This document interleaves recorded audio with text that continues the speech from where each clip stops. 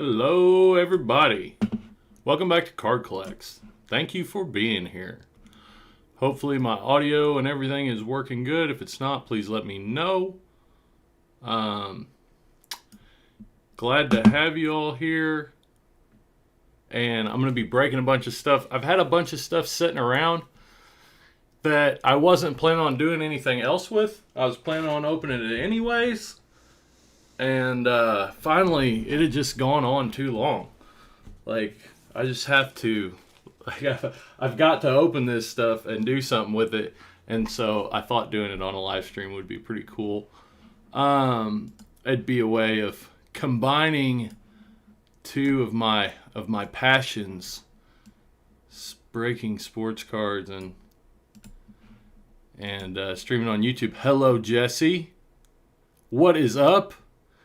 That's facts. Hey, how's it going? Glad to have you guys here to hang out with me. I hope that's. I think that's a joke. Whatever, Jesse. Bye.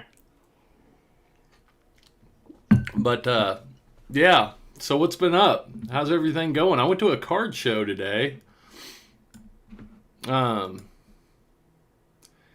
Yeah, I don't honestly.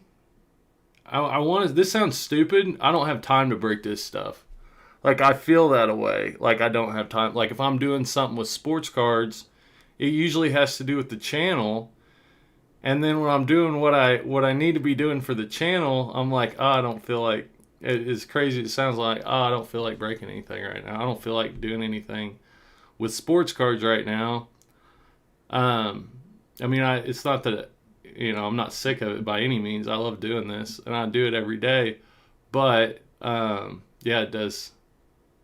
It doesn't leave a whole lot of time to do that kind of stuff. What's up, Sir Charles? How are you doing? Jesse, you told me you just got some packs yesterday, so don't even go there, teary-eyed emoji. You just got to get out to Target and camp out for a couple days so you can get some Prism.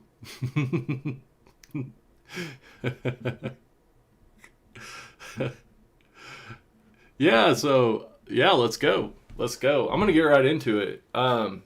Yeah, I went to a card show today. I got so much weird stuff today, but got some ridiculous deals. Like, I'll show them to you guys here in a minute when we get going. We get a little break. Probably start with Topps baseball. These tins are really cool. Like, I got the Trout tins. I got 3 of these. They were all Trouts, and like, just the empty tins, you can like sell them for $5. So, and they're $15 for 75 cards. Like, I know, baseball is a cheaper product. As far as, but you can find it in stores, it's a cheaper product. And honestly, like, the turnaround, the return on investment is probably better than any of the other stuff. Really, unless you can find like Prism or basketball or NFL optic football at retail. If you can find it at retail prices, it's probably worth opening because the resale on it's really high. But yeah, I mean, there's a ton of good rookies in this class, in this 2021 class, and $15. How do we get it, Ronnie?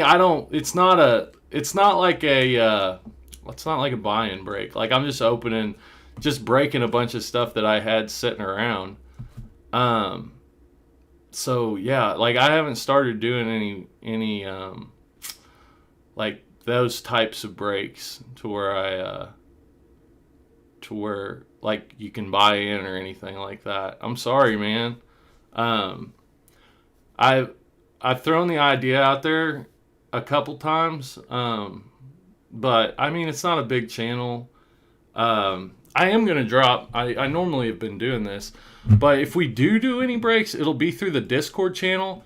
And honestly, if I start doing breaks, I will start a different YouTube channel for it. Because if I start doing breaks, I won't do them very often. I'll be honest, they're a lot of work. And the videos have got to be my number one priority. But I am willing to do them at some point in time, but it'll be through Discord and it'll be on CardCollex Breaks channel. Because otherwise it'll just it'll mess up my YouTube. With a small channel, if I start doing break videos all the time, it'll mess the algorithm up and it won't know what to do with it. And it'll throw off a lot of subscribers too, because there's a lot of people that are subscribed to me that they don't want to watch breaks, and if they start getting notifications for breaks all the time, they'll unsubscribe, and I don't want that. So let me pull up the Discord and I'll get the link on that up. And I promise we're gonna pretty quick get into this. I just wanted to get the Discord, because I only give out the Discord link on either through a live stream. Oh, cool, man. Thanks, Ronnie. I hope to do some live breaks at some point in time. I just don't think the audience is there yet. To where, I don't know what people want. I don't know what people would be interested in. I'm willing to do it, but honestly, I can't get product right now. If I could get some decent product too, at some point, I don't have the money to just go out and buy new release hobby boxes and stuff like that. I'm not holding like that. I don't know how the kids say it nowadays, but I ain't got that kind of cash right now. But at some point in time, keep grinding. But yeah, I look forward to it. Chuck, yes, 2.1 thousand subscribers. And if anybody in here, if you don't know, we were at 500 2 months ago. We were at 500 subscribers 2 months ago, February, March. Yeah, just about. I would say, yeah, the beginning of February, the end of January. It started going up quick. I had a couple videos that shot off, but yeah, I just pinned the Discord link in the chat, so you can check that out. We do have some people, we've started building it up. Like I said, I'll only hint it out in chat or in I put it on one of the community tabs, but mainly it only goes out to subscribers.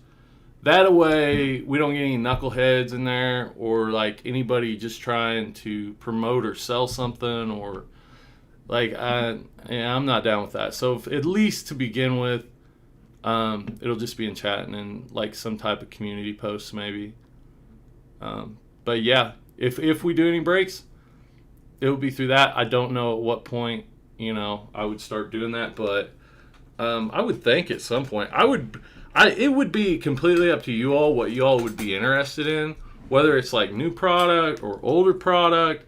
I would be down for whatever, any era.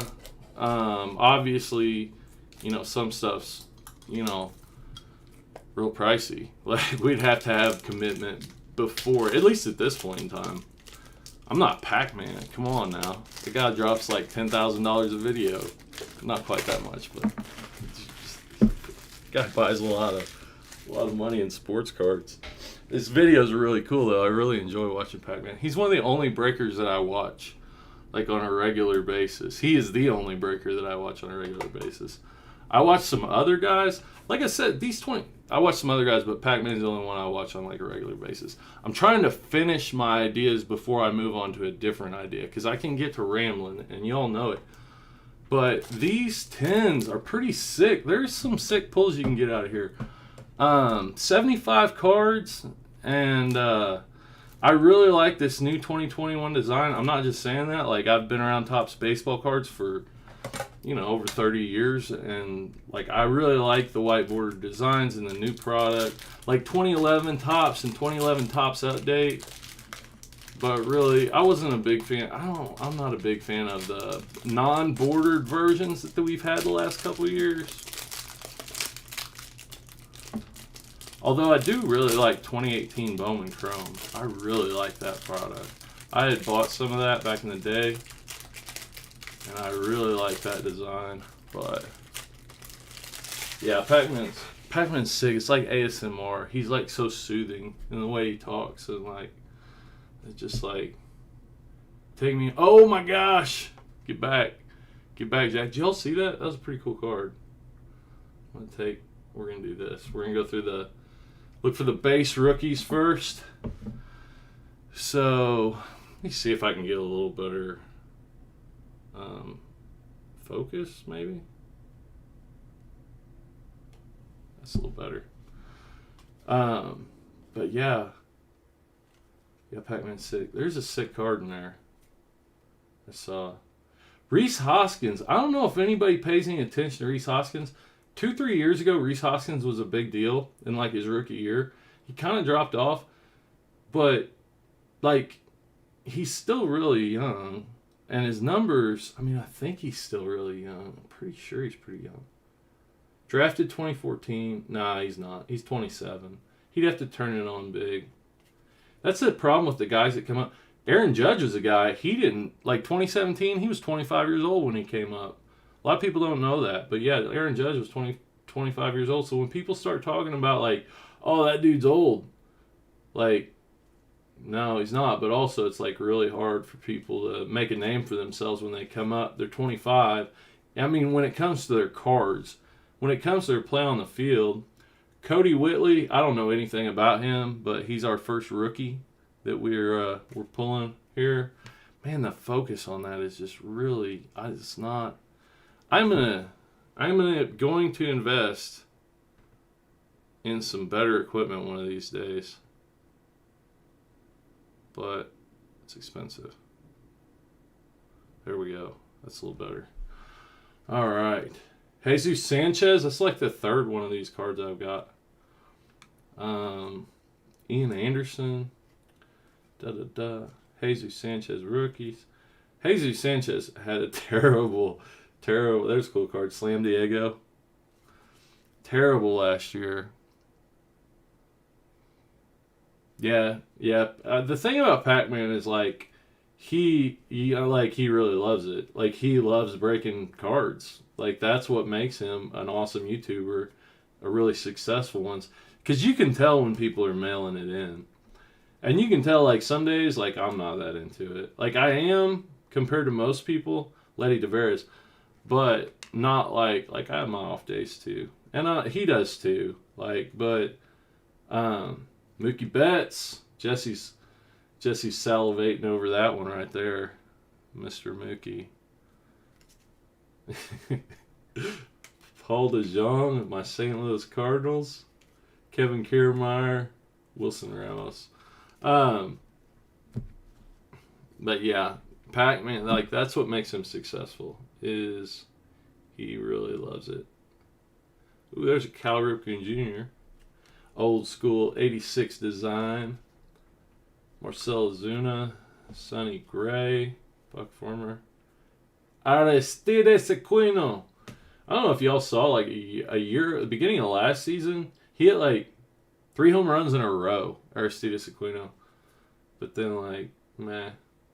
Was it the beginning? No, because they didn't have the beginning of last season. Maybe it was the end of the season before. I don't remember. But there was one game he hit like Dalton Varsho. He hit like 3 home runs in a row. 3 home runs in 3 at-bats, something like that. Daniel Johnson. I always take all my rookie cards out and I set them aside of modern product. Santiago Espinal. And just set them aside because you never know. Like somebody might get big. Isaac Paredes. Austin Hayes. Robbie Ray. Do it for the fans. Nico Goodwin. Oh, come on, give us a Ryan Mountcastle here. Evan White, got several Evan Whites. Hopefully he's big time. Luis Garcia, I just picked up his first Bowman Chrome today. It's pretty good. Like it sells pretty well, really. For the price I paid for it. I'm gonna have a new video coming out because I went to a card show today, and we got a gold Cardinal. Come on, Dylan Carlson. No, wait, his rookie was last year. Is that Paul DeJong? Yep, Paul DeJong Gold.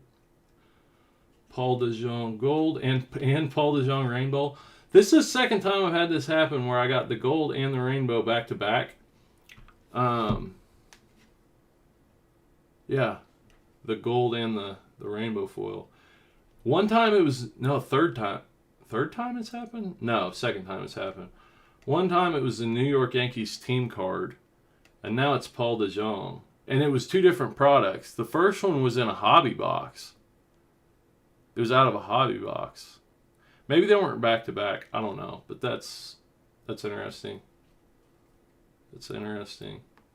That's cool. I mean, it's not worth. Paul DeJong's not the most collectible player, but it's cool. The goat was just pulled. Yeah.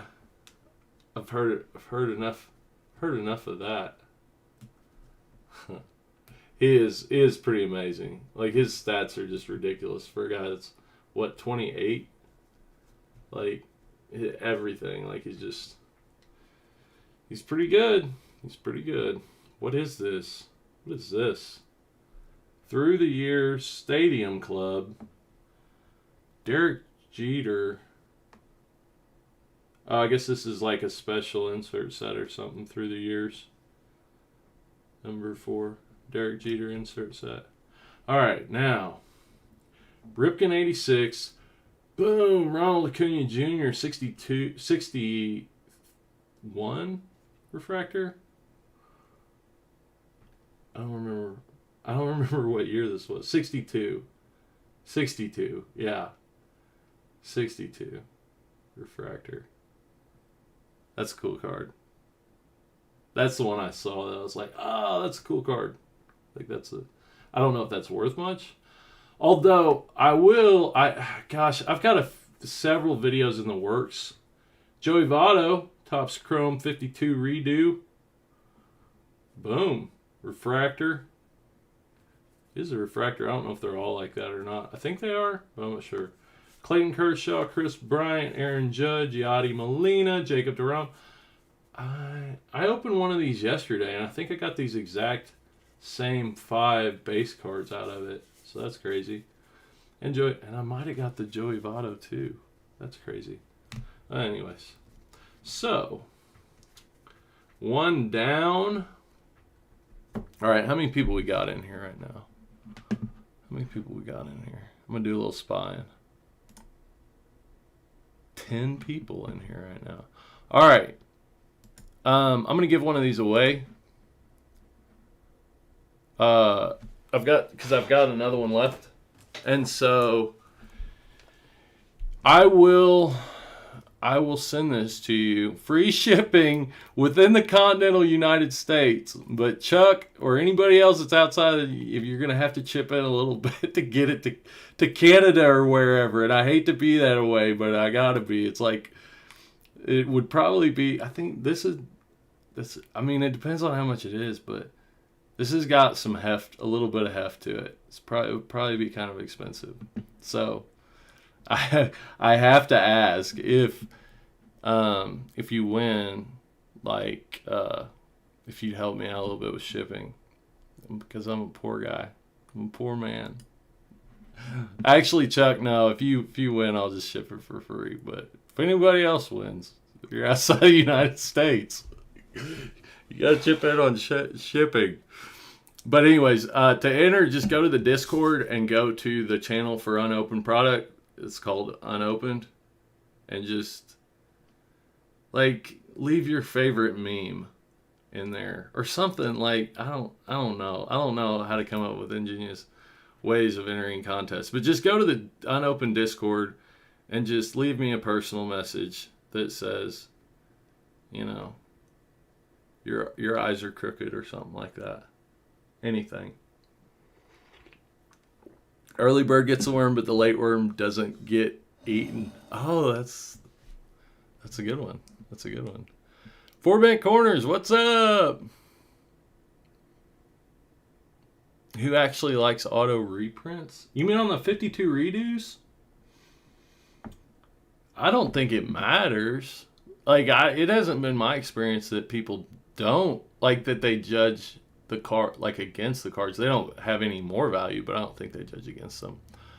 But anyways, yeah, if y'all are interested, actually go to the Discord to enter into this one and put 2021 Topps Baseball. 2021 Topps Baseball. And then yeah, do that. And then yeah, I'll send it out to you. They're pretty cool though. I'm not worried, Chuck. I got you, man.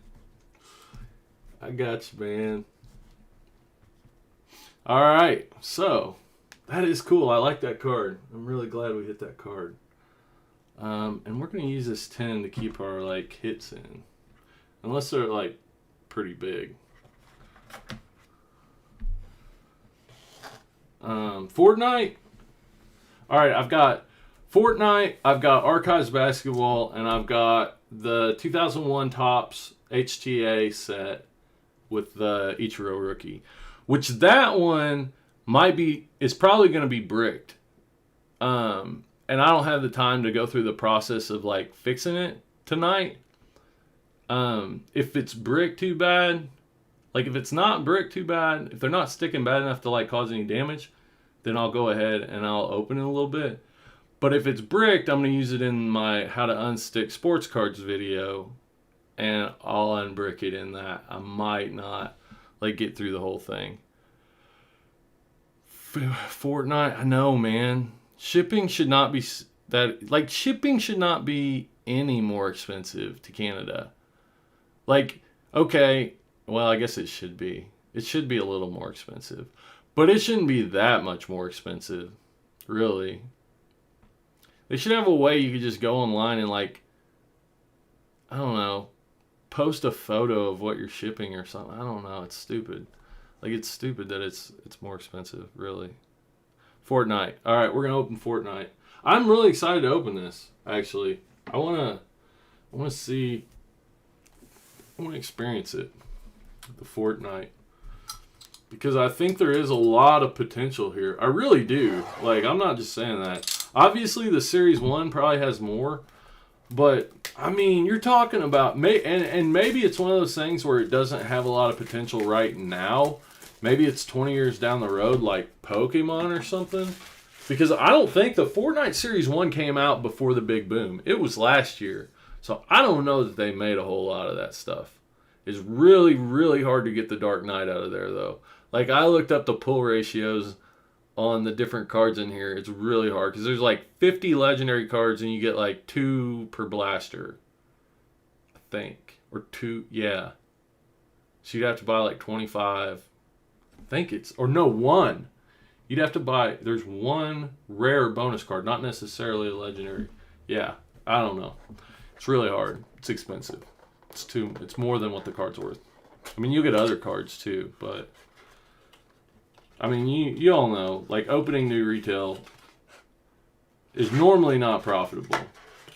Like, except for, like, the really premium stuff right now. If you can buy it at retail and for retail prices, like the Prism and the Optic football and stuff like that, it actually probably is. It probably is. I haven't run the numbers on it. I'm not saying I'm not going to, but I haven't run the numbers on it.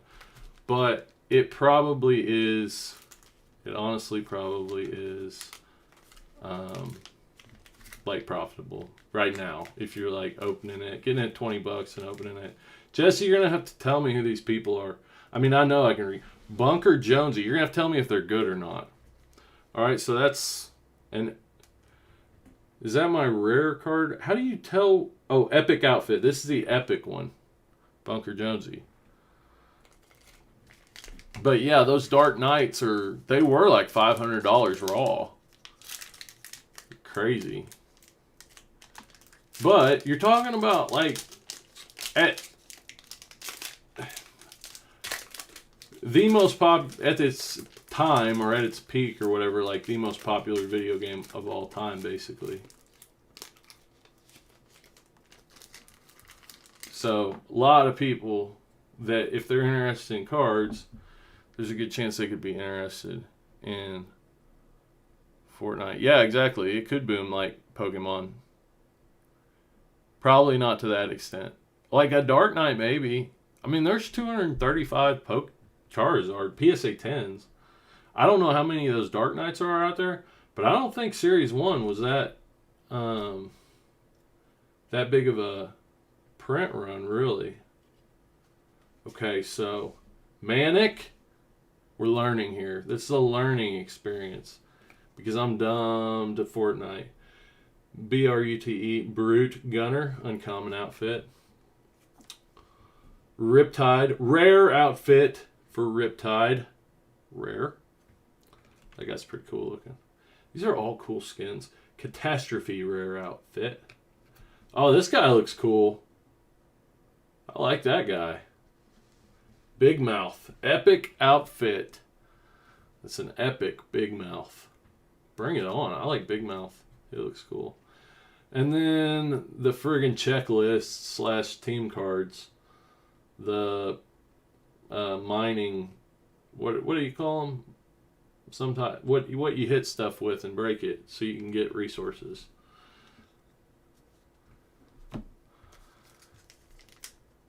Just save the purple in a separate pile. Okay. That's right. And Jesse, we trust. Jesse is our guide. Okay, so the purple, boom. That's blue. That's not. That's just rare. Okay, so the purple is epic. That's our Big Mouth. Our Big Mouth epic. And, all right.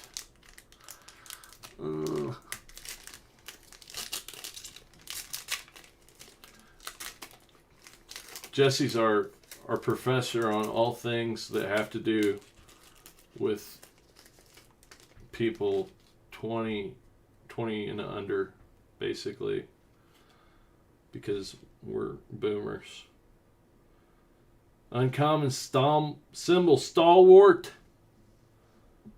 Yeah. This guy, he looks pretty cool. Grit, uncommon outfit. Therapy monkey, monks, rare outfit. Chick from that Thunder Force movie I just watched. Hush, rare outfit. Fyra, epic outfit. And is this epic harvesting tool? Vox and Vanquisher. Okay, cool. All right, epic. Wait, that's purples, right? Right, Jesse? It's purple, so yeah, epic. I thought another one of these was epic. No, just rare. Just rare. So 4-bent corners, I don't like the learning, but you might be right because what kid don't play this game? That's exactly right. Like, I mean, you're talking about basically, I think at one point in time there were like 100 million active users of Fortnite or something like that. An insane amount. It was crazy. And it was huge. Like, it wasn't like people just like they were into it. They're into it. Fortnite should come out with their own NFTs, those things like NBA Top Shot. They really should. They probably already have them. Holly Jammer, uncommon.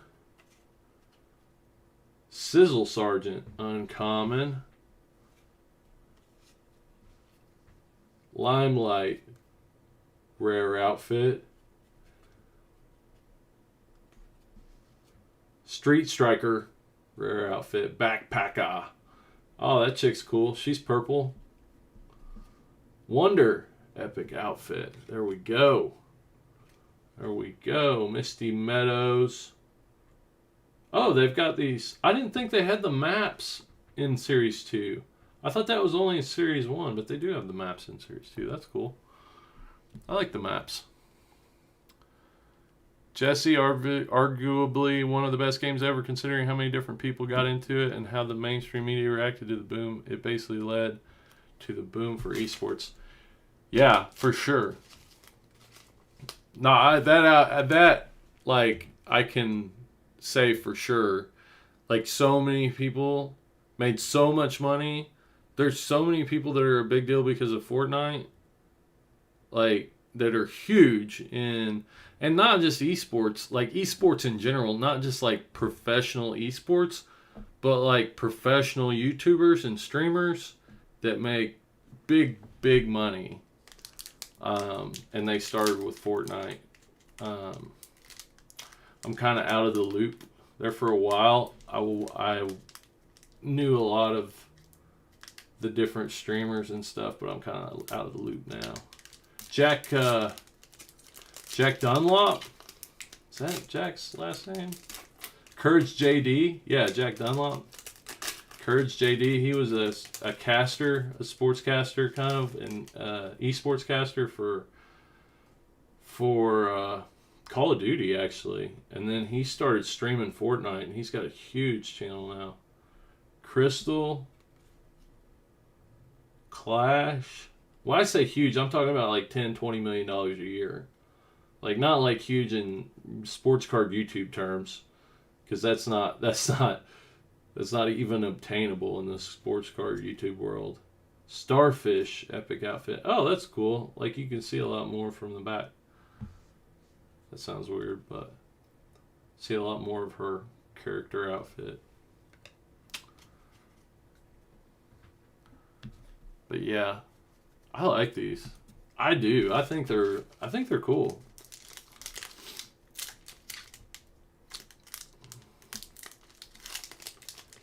I don't know. Like I say, this go around in the card boom, I don't know what's going to happen, what it's going to be like. If it will, like, I expect it's like everything. Like, it will level out. It will, like, sputter. But the lows are going to be higher than they were. The bottoms are going to be a lot higher. Sentinel, legendary outfit. Booyah! Do I get one of those per box, or is that like a good hit? I don't even know. I probably need to. Legendary. Bright Blaster, rare. Jesse, let me know. Turk, rare. What's this?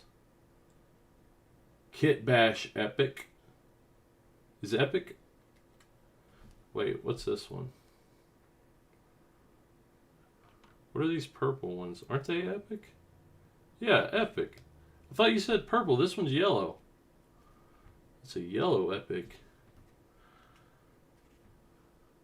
Jesse, tell me about this legendary thing.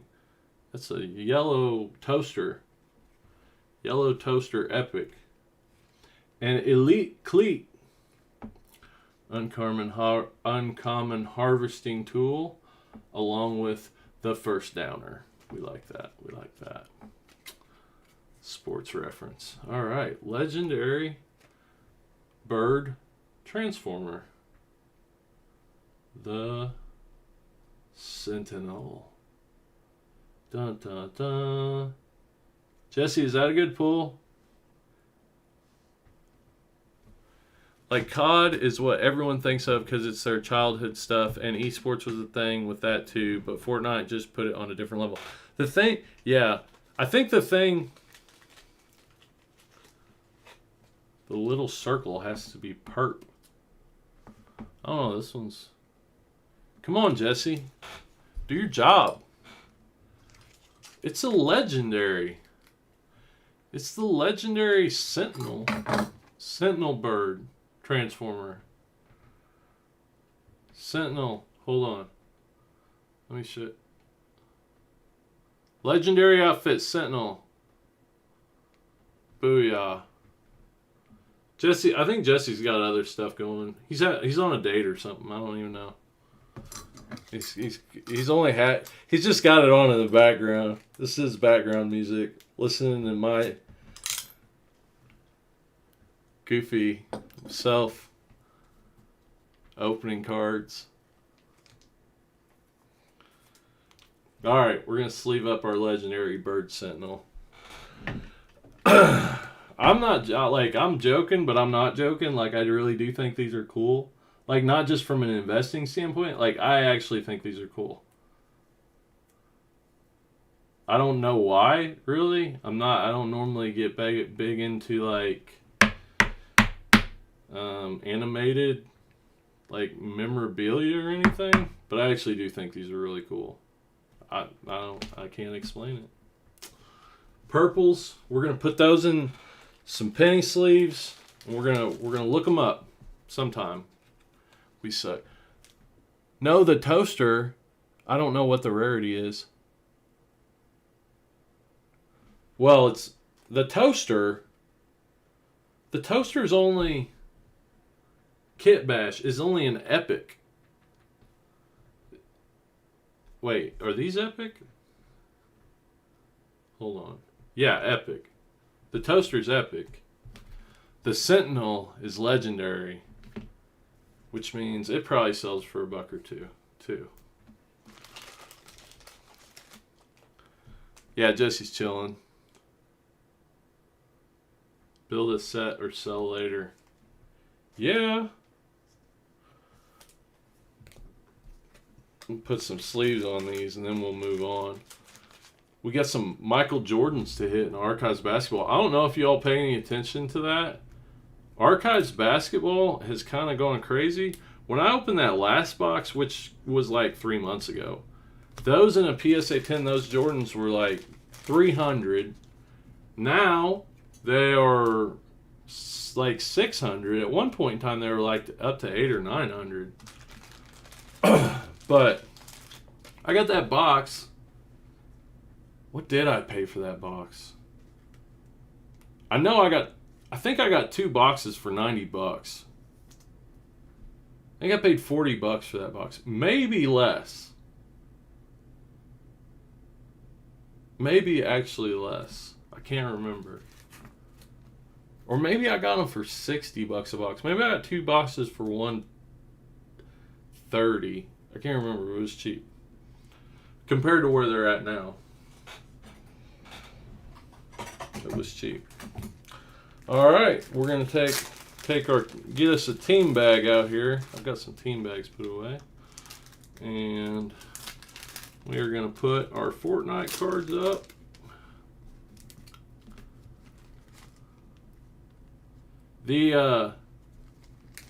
The flipping challenge is going pretty good, I think. I think it's going to be pretty. I think it's going to be pretty.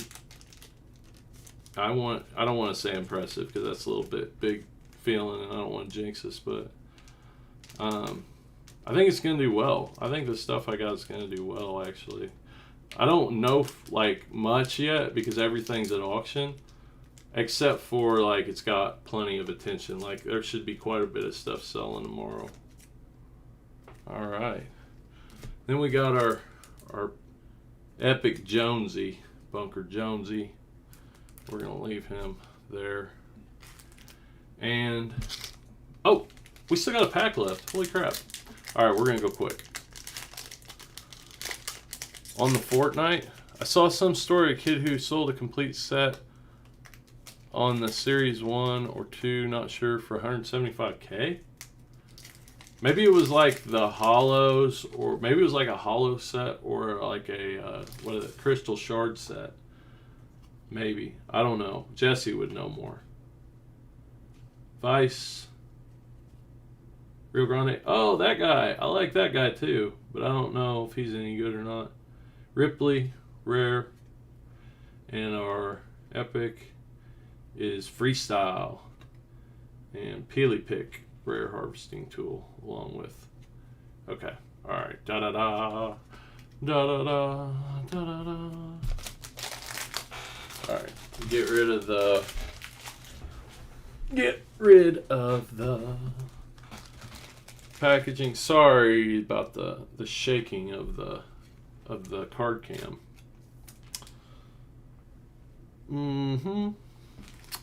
Bada boom, bada boom. Put this up, and we'll move on. Just been buying Joe Burrow and Jason Dominguez. I actually I'm not normally big on prospects or like young players, but I think those are good buys. Like, I think right now at this point in the season, like leading up to the season, Unless it comes out that Joe Burrow like is not going to start because his injury messed him up all sorts of bad or something. Like that's a real I mean, you're going to make money before the season starts if you decide to sell before the season. And Jason Dominguez, like once he starts playing in the minors, it would surprise me if he doesn't do really well in the low minors. I mean, if the scouts are that big on him, they're not usually off that much. Like he might top out in like double or triple A, but like at least for the first 3 months, like at least half of this year, like he'll be in the low minors, and he should do really well, which will only increase the hype around him. Not that he's ever going to be like this huge player. He might, but scouts are a lot of times wrong. A lot of times, like they're wrong a lot. I think that Moneyball movie is so funny because that's probably so true. Like not as much nowadays because of the advanced metrics and stuff, but in the '90s, like oh yeah, he's broke up with his girlfriend. His confidence is low. Like don't get him or something. It's so dumb. But I think that's basically that's pretty. I'm sure it's exaggerated, but probably true too.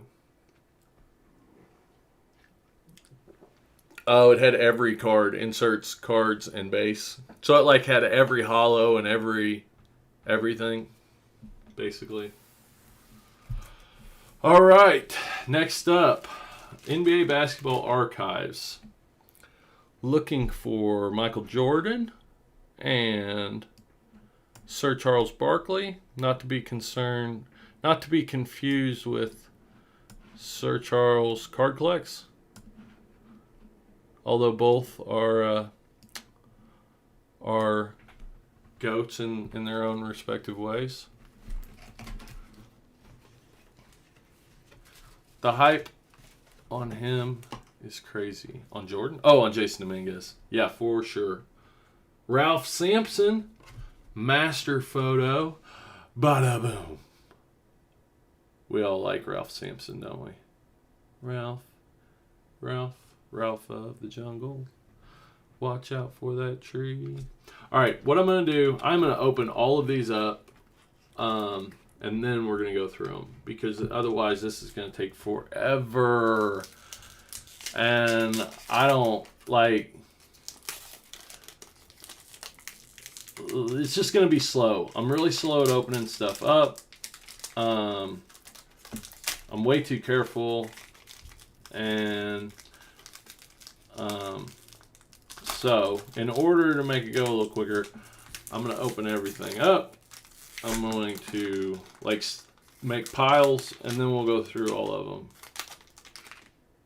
And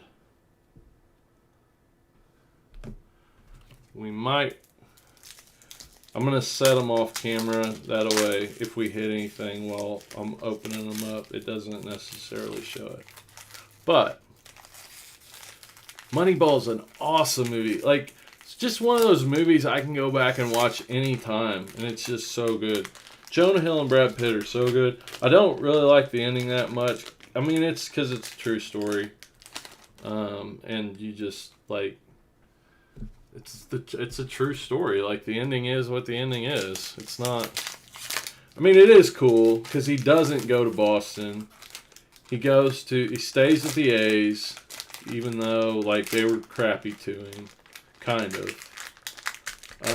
He stays with his family. Does the right thing. That's actually pretty cool for a true story. Either way, like, it would have been cool. Like, oh, no, he now is a huge millionaire and can fly his whole family out to Boston or, like, fly back and forth every weekend or whatever to see his daughter. But, anyways, yeah, awesome movie. Awesome movie. Friggin' amazing movie, in my opinion. Like I said, not too many movies that I can go back and watch pretty much any time and enjoy. But it is one of those movies.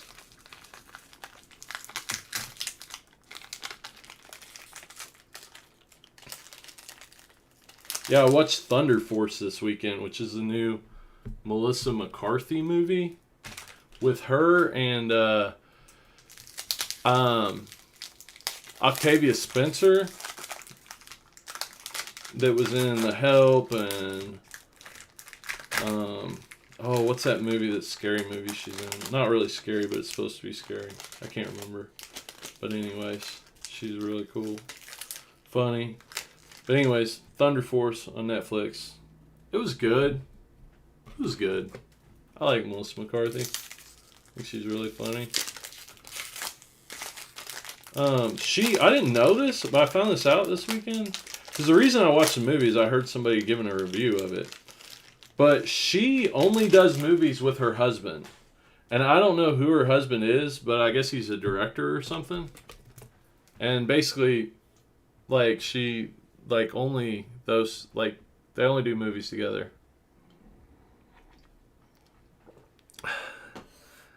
Joe Coke just bought in my first break, and I'm a little nervous and excited.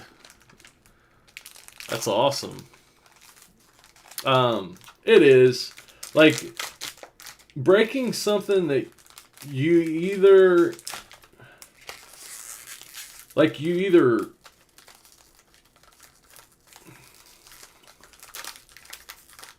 Like, I feel like breaking something that... Like, is always... Like, it's always fun, but not everybody gets into it. And it can be really expensive. And it can be, like, it can be a little out of control expensive. Like, people spending way more money trying to get some chase cards or something than what they actually have in the bank, necessarily.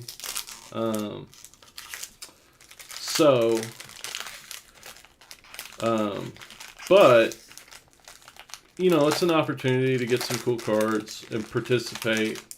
I would say, like, your return on investment is not there on modern product, and so I would not, like, over the course of time, you are not going to make money breaking.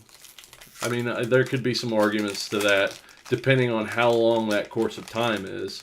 Or, like, you know, oh, well, if you enter one break and you pull a $30,000 card, then, you know, yeah, obviously you've made money. That's true. But the law of averages is not in your favor. Breaking does not have a positive return on investment. It does not. But it's fun. And it's not like terrible. It just depends on how much you put into it.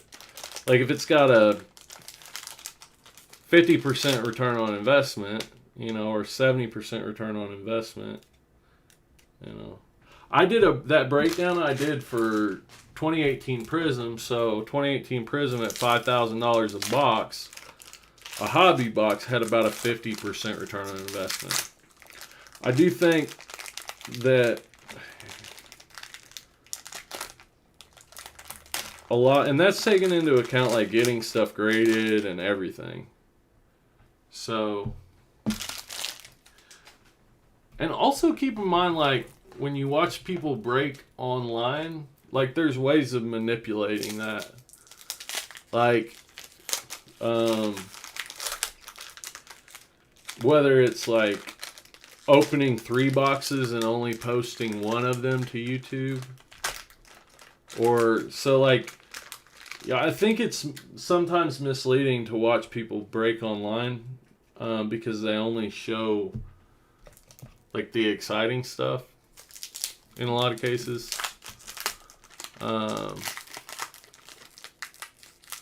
Or, like, you watch, like, a big long break, and yeah, there's a lot of hits.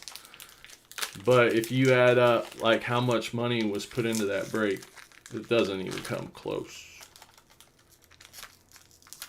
So, I'm not trying to, like, poo-poo on it. I'm not. It is really fun, and you can get some really awesome cards.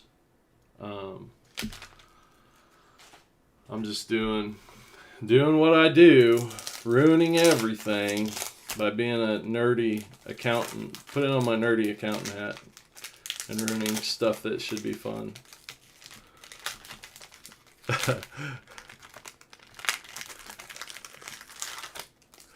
What is this? I'm opening them all so it's quicker. Jesse, gosh, be patient.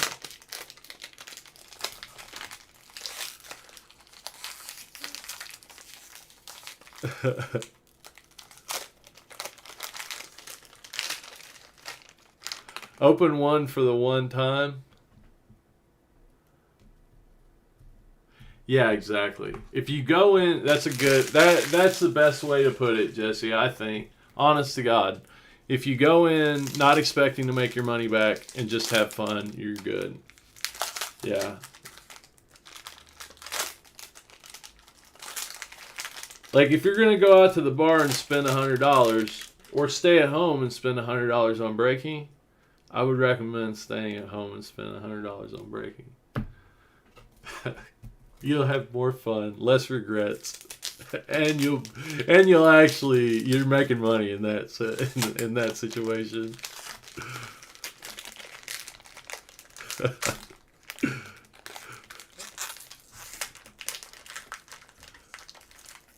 Chuck did breaks for a while and got beat up, hit some stuff here and there, but in the end it wasn't worth it. I would just rather hunt on eBay and know that I'm getting to try to get a good deal.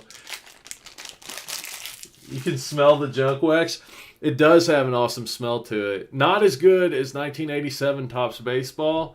That's the epitome of junk wax smell. But this 92 Topps Archives, it does have an awesome smell to it. This is the first, 92 is the first year Topps basketball after Jordan was around. So that's why they made these sets, these Archives rookie sets. Because this is the Topps Jordan, basically. So there's Archives Gold, there's base Topps, and then there's base Topps Gold. But this is they're going back and making rookie cards for all the guys that their rookie seasons were in the non-Topps years, kind of.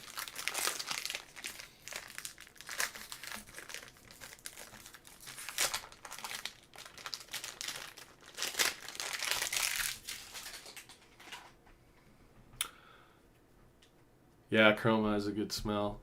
Jesse, I kind of think about this. I understand why breaks are addictive.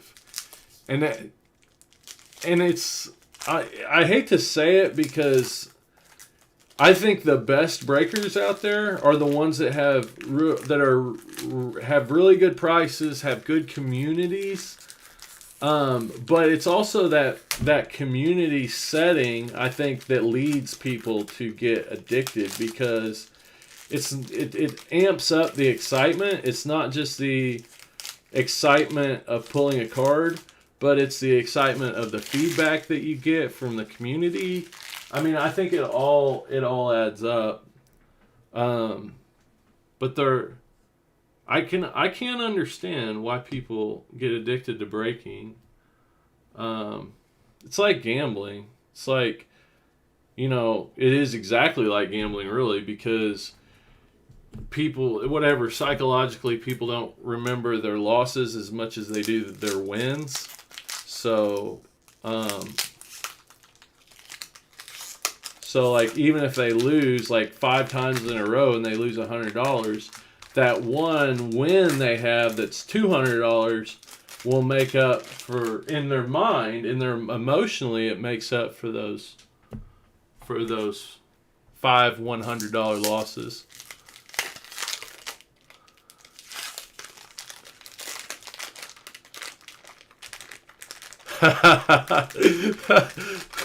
Sir Chuck, stop smelling cards, guys.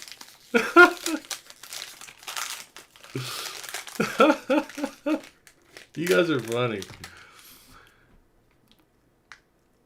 Some people are so overpriced and fake. Yeah.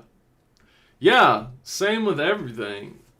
Oh, and Instagram's the worst. I got rid of my Instagrams, and here's why.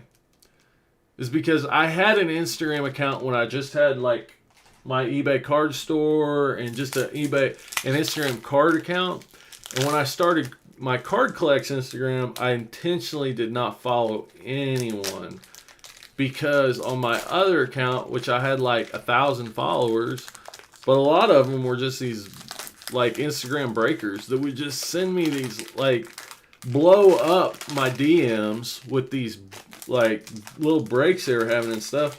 And I never buy into breaks. Like, I do, and I'm not saying like I never do, because I do, but very rarely. And it was so annoying. I was constantly getting hit with notifications from these people on Instagram. And the other thing, the thing that really got me, is Instagram set up to where, like, if you go, like, you got to go up to the top of the thing, like you're going to hit a story. I know it does it on purpose. It'll drop one of those notifications down as soon as you go up to do something on the top of the screen, and then boom, you're in somebody's live break that you don't even care about, and you got to back out of it all the time. I don't know if that makes sense to some of you guys out there, but to me, like, I got rid of my... I have done some social media house cleaning in the last few months. Like, and YouTube's a great, like, big part of it, because I only want to focus on my channel, focus on sports cards, my family, number one. But when it comes to, like, work and hobby, I only want to focus on YouTube, only want to focus on the channel and work. And, but yeah, got rid of Facebook, personal and CardCollex, everything. Got rid of Instagram. I still have a personal Instagram so I can see pictures of my family stuff. But got rid of any sports cards related. I'm going to get this all fixed, guys. Like, sooner or later, I'm going to get this all fixed. I really appreciate y'all hanging around. But yeah, sooner or later, I'm gonna get this all fixed. All right, we are ready to go.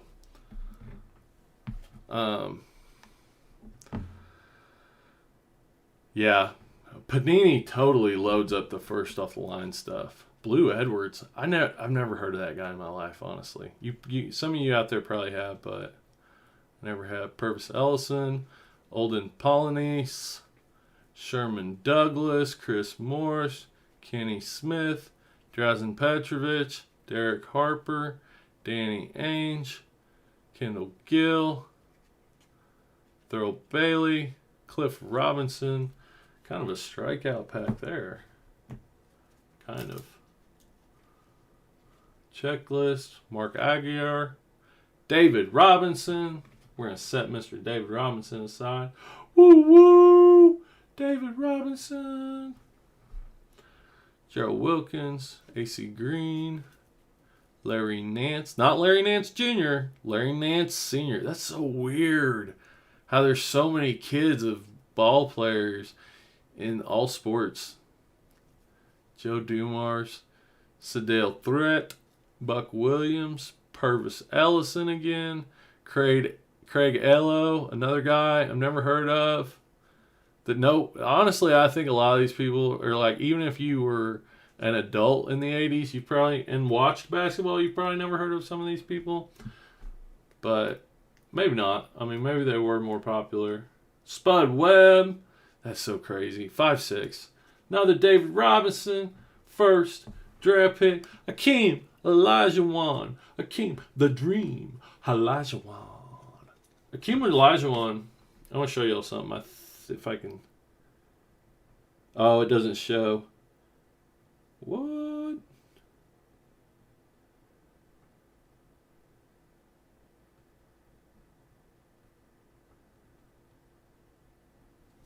I was going to show you. Somebody was telling me the other day that Akeem Olajuwon had a really high 3-point percentage. And I was like, that doesn't sound right.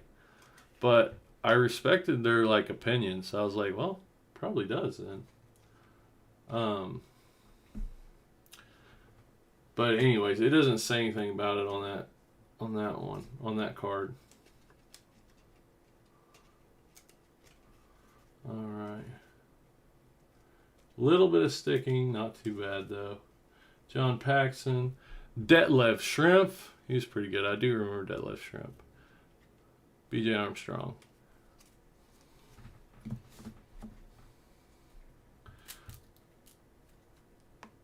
Brad Doty, Rick Fox. Ooh.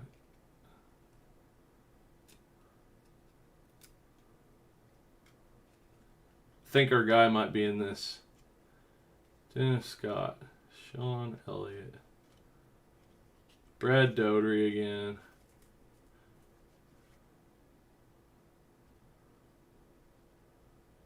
Derek Coleman, Dennis Rodman,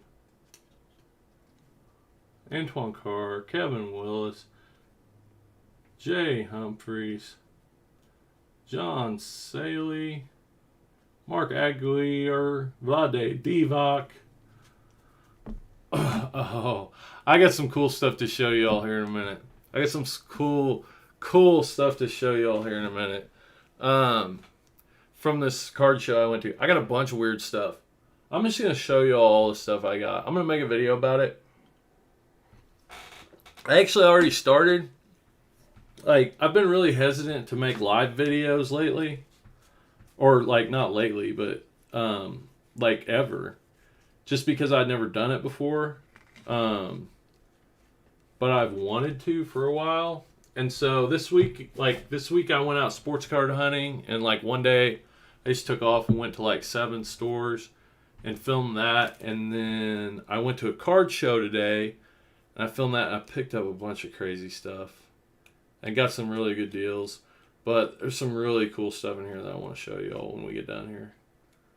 Which I think we're pretty much done because, like, there's a pretty good chance that those 2001 cards are bricked.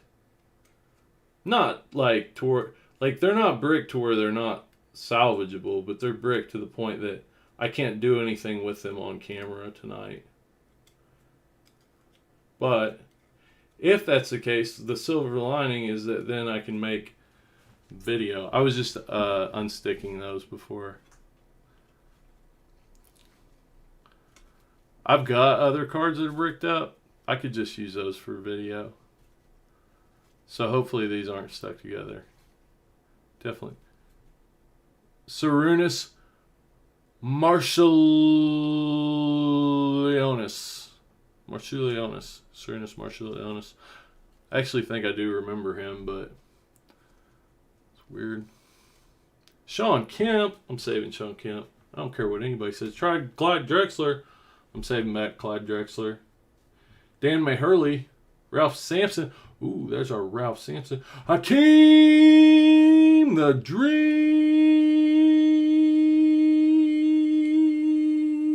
Olajuwon. Let me send him back. Nick Anderson. Sean Kemp again. Same pack mojo. Chris Morse. Don't you miss it? Don't you miss the sequential, collation, where you just get the same cards over and over again? Gotta love it. Gotta love it. What's up, Rage?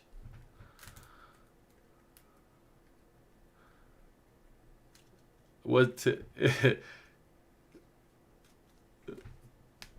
tips? You mean like Patrick Ewing,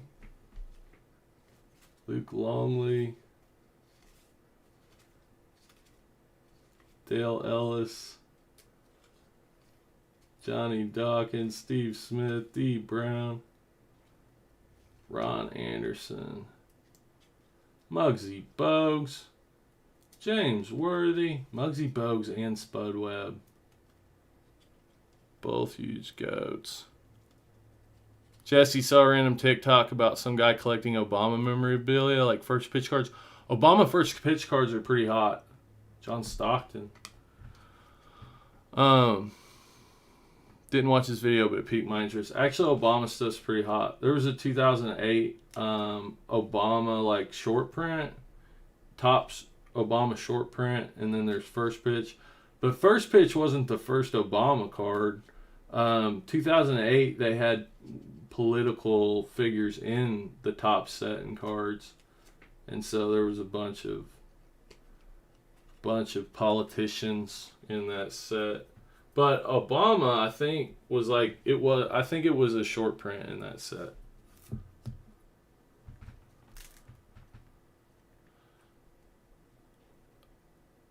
On what your success came from? Yeah, I always end up. I always like talking to people about what's worked for them and stuff. So yeah, I appreciate it. David Robinson.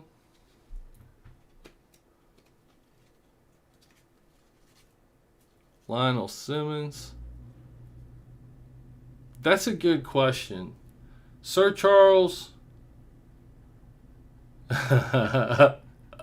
Sir Charles.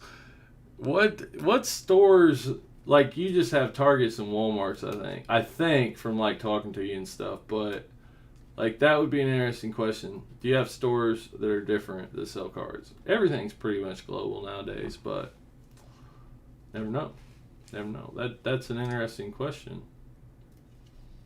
I know, like, up in the East Coast, they have, what are those called? Myers? Meyer, but it's spelled weird, like with a J or something. Purvis Ellison again. Olden Polynice. Ricky Pierce. Tim Hardaway. Kevin Johnson. Roni Sikali. Chris Jackson. Terry Cummings. Sarunas Marshallanis. Trent Tucker. Jerome Kersey. Damn. Target didn't work out. Target's too bougie for you Canadians.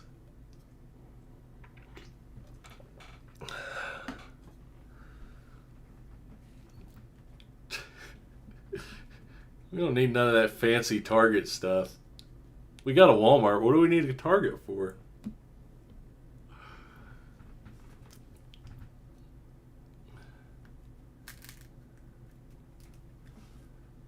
Do y'all have really strict COVID laws right now, Sir Chuck?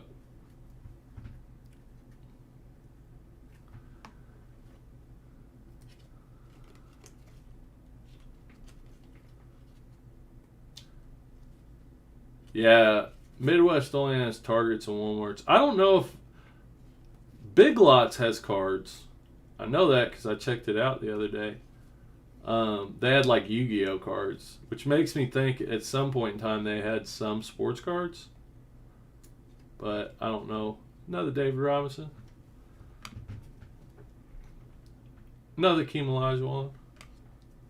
Hakeem the Dream Olajuwon. Patrick Ewing. Johnny Newman. Terry Catledge. Charles Barkley. That's a really nice one. I think it's maybe a little off center, right to left, but that's got a shot. If the corners are good, that's got a shot. I'm going to sleeve that up. Sleeve that up.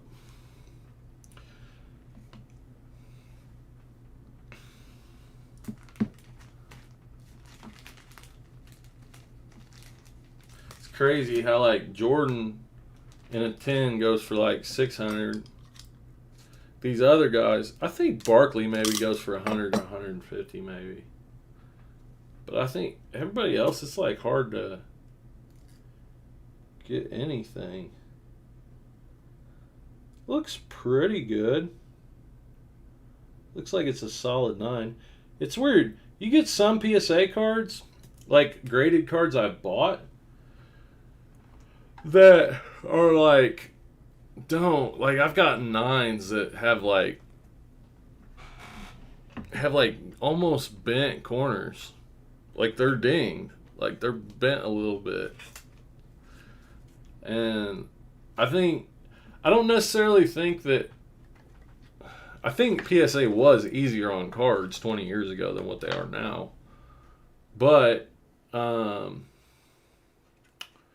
I also think like their graders were probably just more like random, like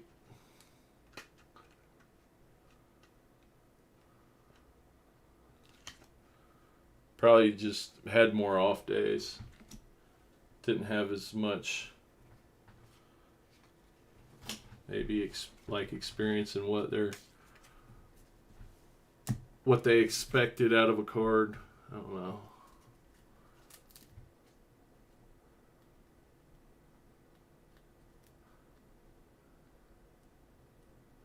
Yeah, you're in lockdown. Wow. And still, dude. Still having bad. There's another Akima Dream! Elijah 1.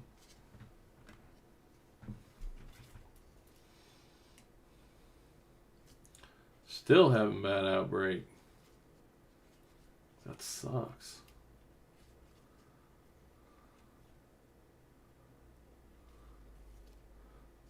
Chick at work the other day told me she doesn't think COVID's that big a deal.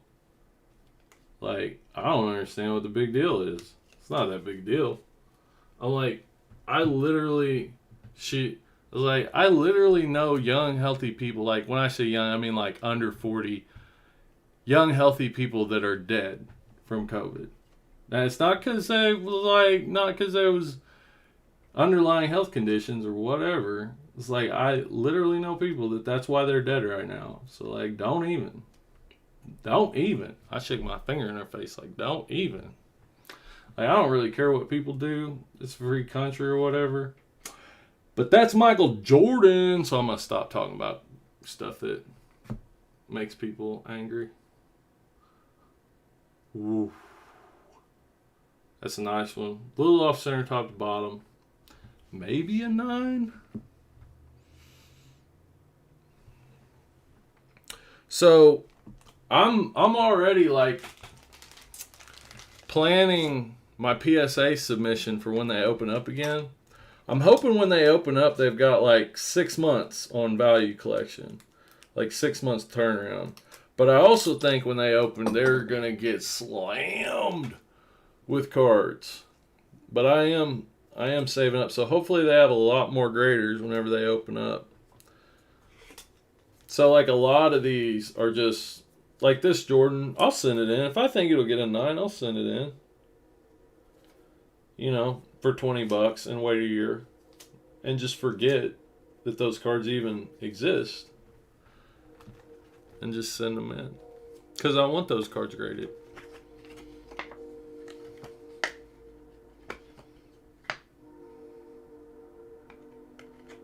Nine-page sheet for your binders. You think?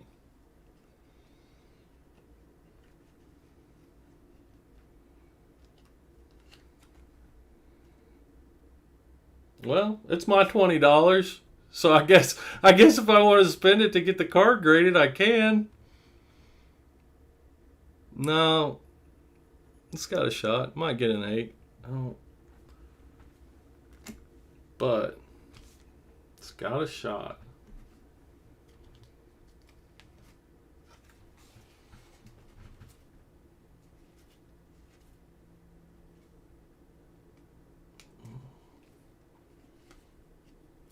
I don't know. It's weird. Some cards I think will come back not so great. Come back better. And some that I think will come back really good don't come back so good. I saw a PSA return. Somebody had a PSA return in. Oh, it was Striker. It was Striker breaks.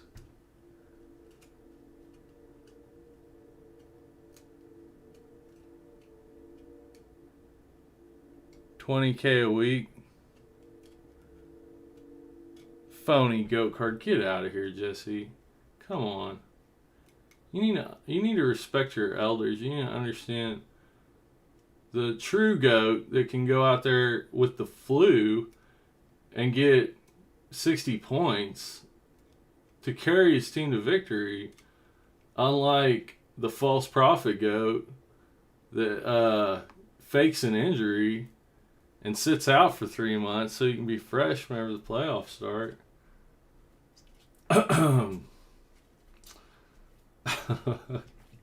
That was harsh. I actually feel a little bad about that. Larry Johnson, Dale Curry, Patrick Ewing, Kurt Rambis, Luke Longley, Brian Shaw, Rolando Blackman, Patrick Ewing, Johnny Newman, Kerry Catlidge. Another pretty nice looking Charles Barkley. Mr. Charles Barkley. Pippen is his dad. I'm pretty sure Michael Jordan's older than Scottie Pippen. Scottie Pippen. Nobody has ever been able to do what Michael Jordan could do on a basketball court. Now, you could say the same thing about LeBron or Kobe, but not in the same way, brother. Not in the same way. Nobody was able to go out there, take over a game on both sides of the ball like Michael Jordan. Nobody. Ever. Nobody's ever been able to do that. Except maybe back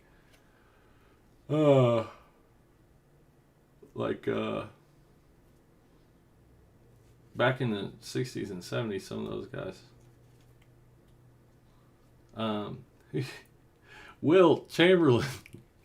But he was like 7 foot tall and could jump, had a 42-inch vertical. That's no joke. He had one of the highest vertical leaps of any professional basketball player, and was close to 7 foot tall. That's no joke. And that's why I get 100 points in a game.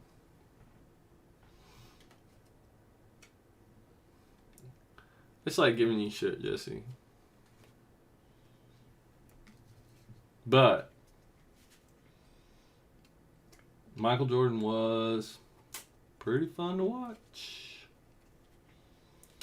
Pretty fun to watch. I feel bad for you young guys that never got to watch Michael Jordan in action, because you'll never know the true GOAT status of Michael Jeffrey Jordan. I'm gonna put on my Skip Bayless hat and troll professionally. I'm gonna really troll out here.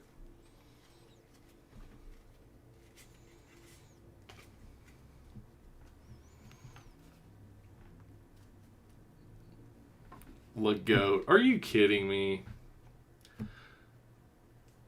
Alright, dude. I'm sorry, dude. LeBron has never gone out and just completely... what's the most points LeBron's put up in a game? Points, assists, whatever, rebounds, everything all together.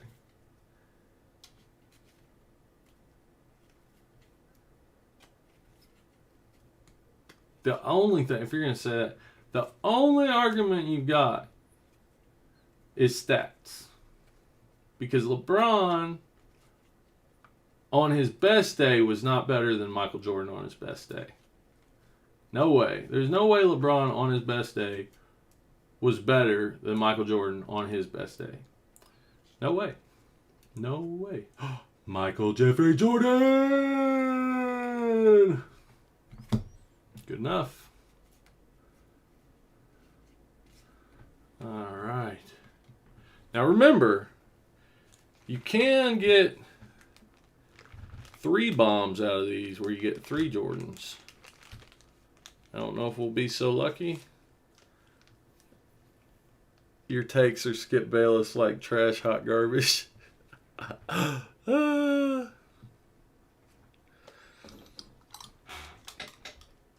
You don't even know, Jesse. You go back and you watch, seriously, sit down and watch a Jordan game. Have you ever done that? You should do that before you start trash talking. You should sit down and watch a whole Chicago Bulls, 1990. Just watch one of the famous Jordan games. That way, maybe that'll keep you from talking all that trash. Talking all that trash. I'm gonna stay on you, Skip Bayless style. Dude,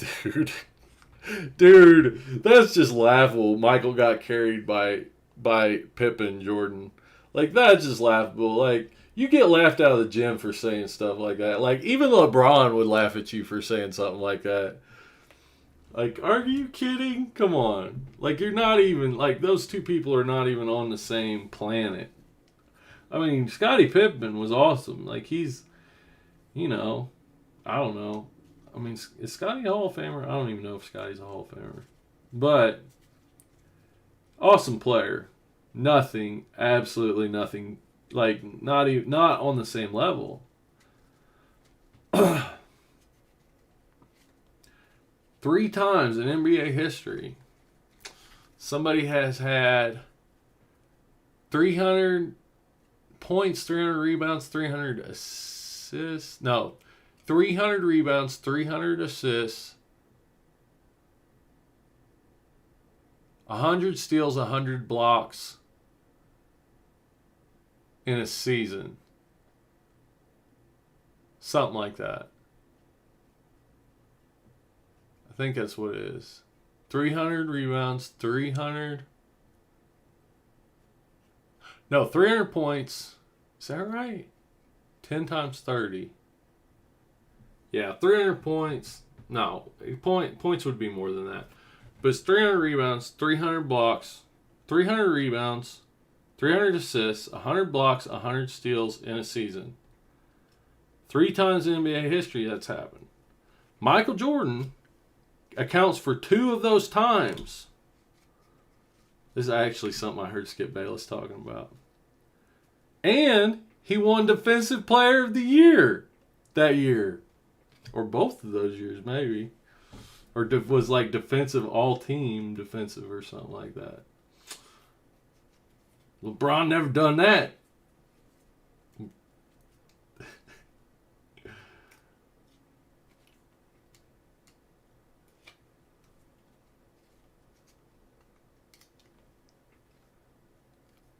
Hey, Manny, what's happening? Jesse, look at the stats. Come on, you know that's a cop-out. LeBron's played for 18 years. Jordan played for 8, 9, 10, 11, 12 or 13. So you can't even say look at the stats. Like, don't even start with that.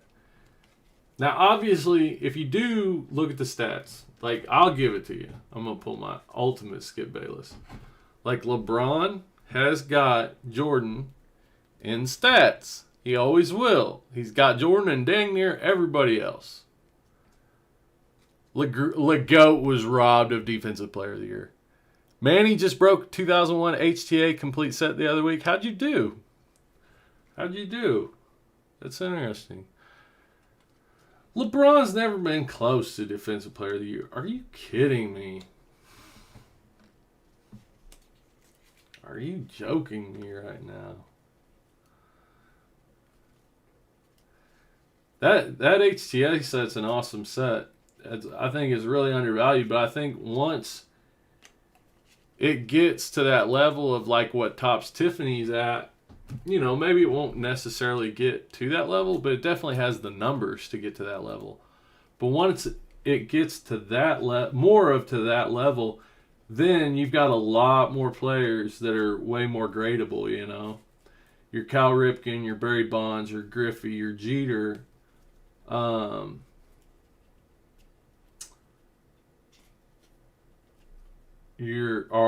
Are much become, you know, much more valuable, much more worth getting graded and in a PSA 10. You know, they're already fairly, you know, good if you feel comfortable with them. But once they get over that, you know, once those cards get over that $150, $200 in a PSA 10,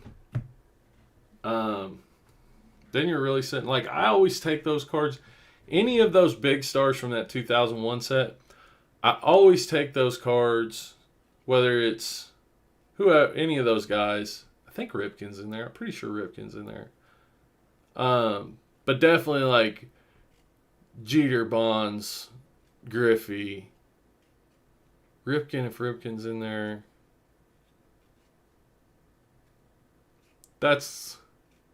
And obviously Ichiro. And probably A-Rod, too. I think there's a world where... I think we only got one Charles... No, we got two Charles Barkleys. What happened to the other one? Oh, I didn't sleeve it up. I think there's a world where A-Rod is looked at for... His cards are looked at for what he actually did on the field. I think there's a world where that happens. Because, I mean, look at Pete Rose. Pete Rose was a player manager that was betting on baseball. Like, there's no... Like, that's worse than steroids. For real. Alex Rodriguez has just been hated forever.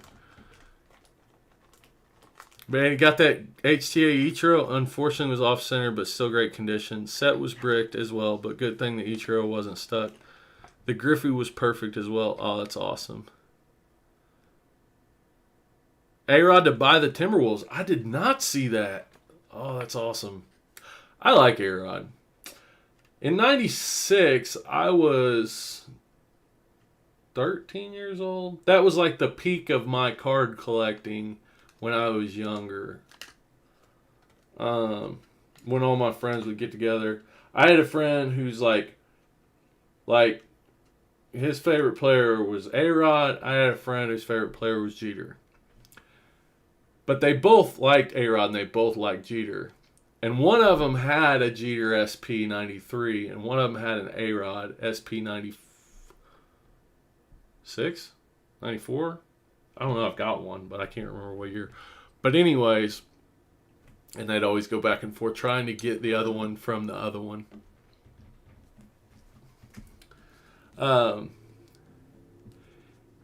Yeah, A-Rod is not loved. He's one of the most hated people in sports. Honestly, like he is. I don't think it's deserved, but it's the case. It is true. All right, I got to do something with this base stacks. So give me a minute, and I might need to reset my camera. But, yeah, I need to do something with these. All this stuff. Oh yeah. All right. I'm going to send out another, I'm going to send this out to somebody too, this Fortnite Series 2 blaster. So again, same rules, go to the Discord. If you're not a member of the Discord, the link is pinned to the top of the chat. Go in there and just leave something about Fortnite Series 2 in the Unopened channel. The Unopened Wax channel, just called Unopened. And sometime I'll pick somebody. I'll let y'all know when, like, and I'll make a little video of me drawing, and I'll post it to the channel. But yeah, and then whoever wins, I will send this out to them within the contiguous United States. If you're from outside the United States, I'll work with you on shipping, but it's expensive. We all know. But I'll work with you as best I can. But yeah, if you're interested, just sign up on there, and we'll check that out. Renee Ramirez. Why do people hate A-Rod? People hate A-Rod because lots of reasons, actually. Not good reasons, but there's lots of reasons. Okay, so the A-Rod got a ridiculous contract when he left Seattle Mariners in 1999, 2000. I think it was $250 million. It was a lot of money in 1999 or whenever it was. I think it was 2000. Him and Griffey left like within a year of each other. So maybe it was 99 and Griffey left in 2000, or he left in 2000 and Griffey left in 2001. I don't remember. But he got a ridiculous amount of money, left Seattle, and went to Texas to the Rangers. And everybody hated that. And they hated him just because, I mean, I don't even know. He's good and he got a lot of money. Like anybody gets, Bryce Harper's in the same boat. Bryce Harper has never, like the main thing people say about Bryce Harper is he's cocky and arrogant. But look at Fernando Tatis's bat flips and Juan Soto shuffle. I like both those guys, but they're way more arrogant than Bryce Harper. But it doesn't matter. If you're pretty and you get a lot of money, you're going to be hated in baseball. That's kind of the way it goes. I mean, that's kind of the way it goes. Like, people will find a reason to hate you, kind of. Now, A-Rod's also, like, super annoying. I mean, he kind of is. And so then he got traded to the Yankees, and the Yankees picked up most of that contract. And him and Jeter they were like best buddies, but then they didn't really get along. And it was just weird. Like, A-Rod made it weird. Like, A-Rod was the guy that was always talking to the media, and Jeter was always, like, Jeter is beloved. He's a Yankee. He's always been a Yankee, and he was like the quiet one. And A-Rod is hated, and he was like always talking to the media, not like talking trash or anything, but he would say some stuff that was a little bit personal into like their relationship, Jeter and A-Rod's relationship. Anyways, like a bunch of junk reasons. But then steroids. Like, he was taking steroids, and I don't actually know if he ever failed a test. He very well might have, but him and Bonds got thrown under the bus for the whole steroid thing, when actually is Jose Canseco.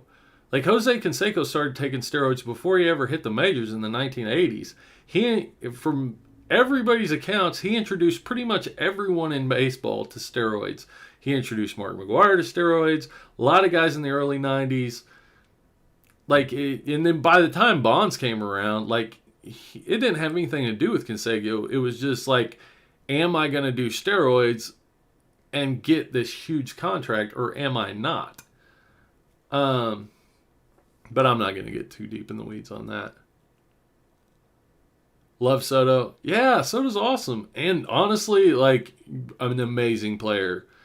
Like, he's just a way better hitter than any of the other guys like that age. We'll see how he does this year. We'll see how he does next year. But up to this year, he's like not just a way better hitter than any of the guys his age. Like, probably the best hitter in baseball. When you look at his walks, his strikeout percentage, his hard hit percentage, like, everything coming together. When you look at all of his stats, he's maybe the best hitter in baseball. And I say that knowing that Mike Trout has a career over 1,000 OPS.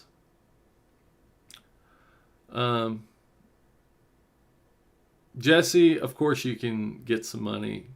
I'm not even gonna get out of that road. Just sell some sports cards, then you can get some money.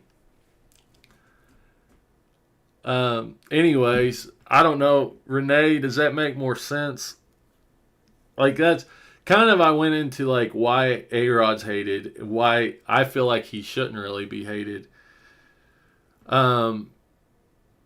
He kind of came out and like ratted on some people for doing steroids, but not nearly like Canseco did. I mean, everybody's kind of got people pick out their evil villains. I think the whole thing's stupid. I mean, people were doing greenies in the 60s. They were doing cocaine in the 80s. Doc Ellis was doing acid in the 70s and pitching a no-hitter. If cocaine's not a performance-enhancing drug, I don't know what is. And pitchers have been doctoring the baseball baseball and cheating go hand in hand. That's just my opinion, but it is my opinion. That's how I look at it. It's all Jose's fault. It actually, like, kind of all is Jose Canseco's fault. And now he's a crazy reality TV person.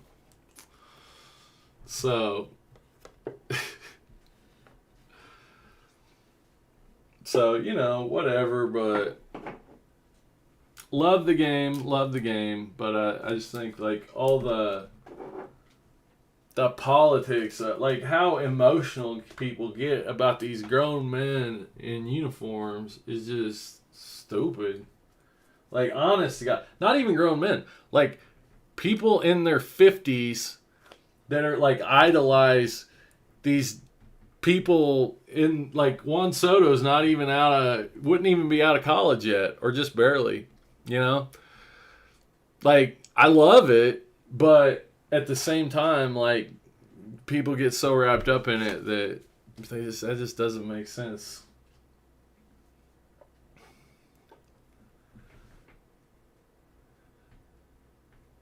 Oh, Renee, no, that's Jeter. Jeter is the GM for the Marlins, and I think has ownership stake.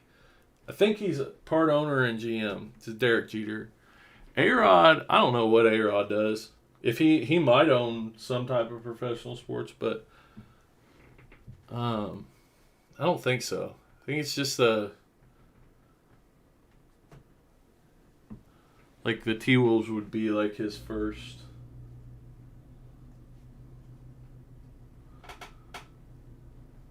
Professional team. All right, now 2001. Again, if you're interested, go on the Discord in the unopened section. Put in something Fortnite, just anything, something about Fortnite. So I know it's about the Fortnite, and I'll pick a winner sometime this week, or end of this week, whatever, and post a little video, and I'll send this out to you.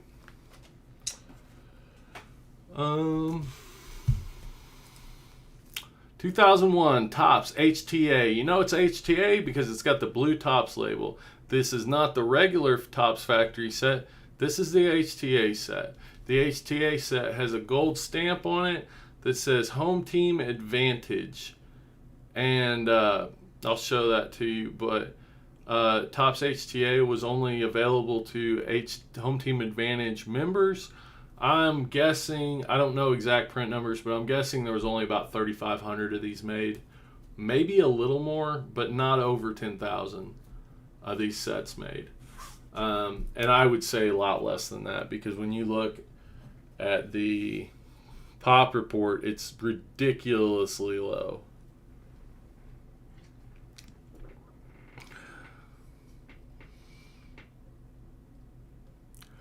What are you talking about? Your Lakers are beating the Nets. Okay, Jesse.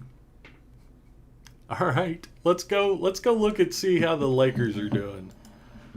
All right, calm down.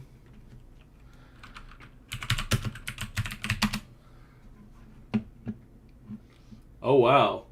Yeah, they are stomping the Nets. Drummond, Markey.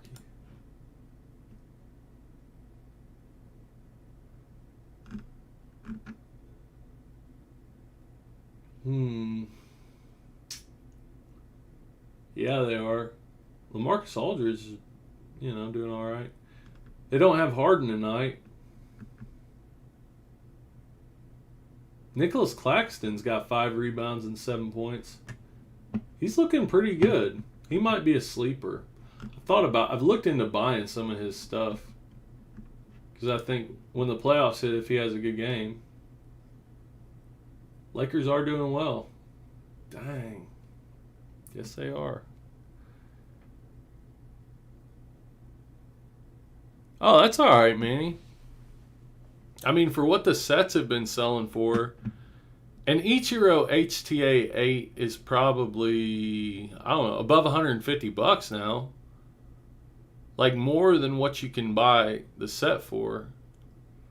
And then, that's the way I look at it. Like, an Ichiro 8 will pay for the set. And in the HTA form, like, if the HTA got the respect that it deserves, an 8 would be much more. And a 10 would be much. A 9 and a 10 would be much more. But it just doesn't at this point in the game. So it is what it is. But, and we'll go on here. I don't know what the hell just happened. Oh. I don't know what currently...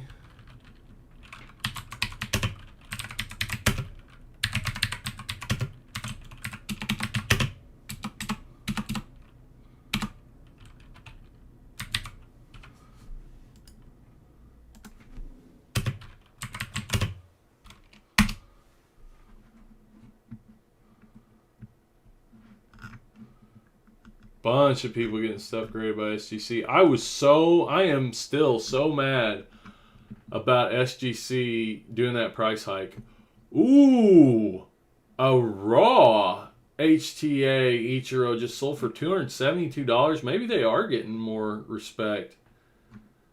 And a raw one sold for $214. January 28th. That one's not in great condition. Sold for $50. Dang, they have been getting more respect. Here's a PSA 10. February 16th for $4,000. Yeah, they have been getting more respect. There's a 9 it's pulling $655 on February 14th. There's a base and an HTA for $250. That's sick. Gosh, guys, the sets are still, you can still get the sets for less than $150. I mean, if people think, and I promise I'm coming out with the how to unstick bricked sports cards video, because there is a process that I use that works really well.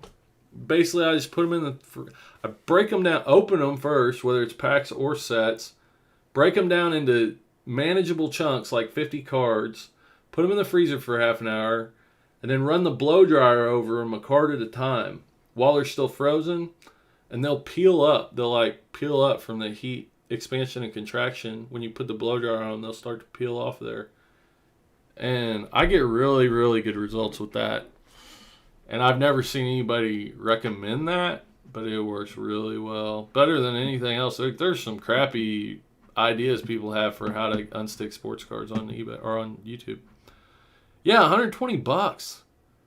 Like, you could probably, even in that condition, like, you could probably sell that card for $120 right now. But why would you? Like, Ichiro's still 2 years out. Like, in my position. Now, I'm an Ichiro PC guy. Like, I'm not going to sell my Ichiros right now.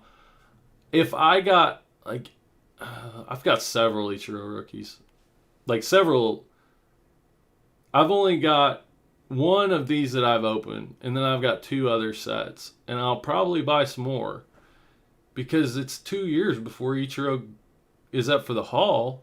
He'll be a first ballot Hall of Famer.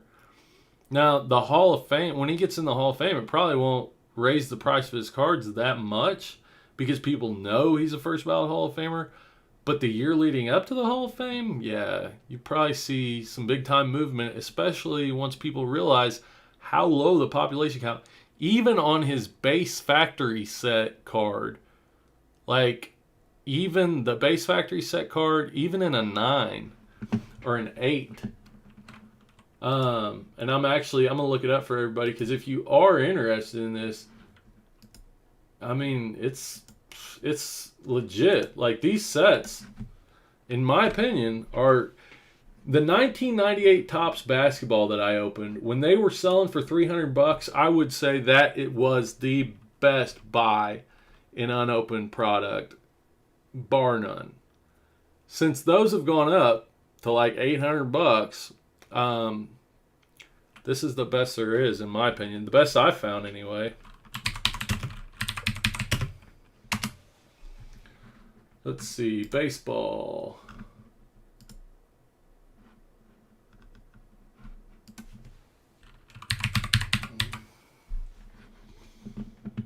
Okay, so the base set, 128 10s. Only 883 9s and 1,400 8s. So 22, 23, 24, not even 2,500 8s, 9s, or 10s, with only 128 10s on the base set. The home team advantage set, the set that we're looking at right now that I'm getting ready to open, 11 10s, 57 9s, 28 8s. Less than 100 of all three put together. So 25 times more rare than the base card. And actually, they're 33 times more rare. Well, no, wait. No, that's a different card. But anyways, 25 times more rare. 25 times more rare than the base card. All right. Now, they are going for more now. Like I said, that HTA PSA 10 went for $4,000. Let me see what the base is going for. And they just keep going up. Let's see here. See what it's going for in a 10. Oh, that's a gold. Oh, a gold 10 sold. This is the first time I've been tracking these for a good 4 or 5 months, and I've never seen a gold PSA 10 sell. They're so rare. I don't even think they have them on PSA. They don't have them here. The gold parallel. And this was a pack pulled parallel. They're not on this front page. They might be...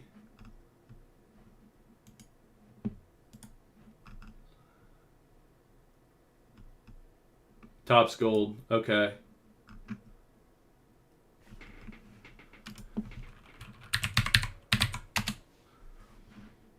Ichiro gold. 4 10s in the world.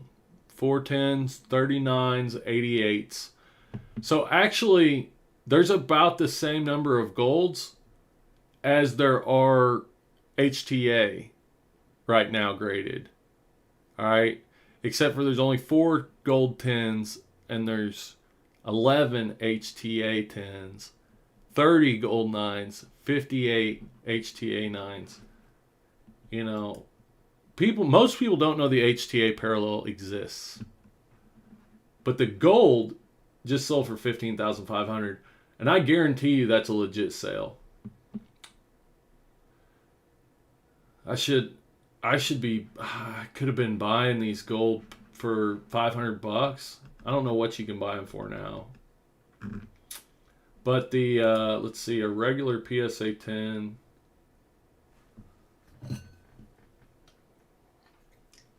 But honestly, the gold in a PSA 8 is probably only $1,000, $1,500, maybe a little more.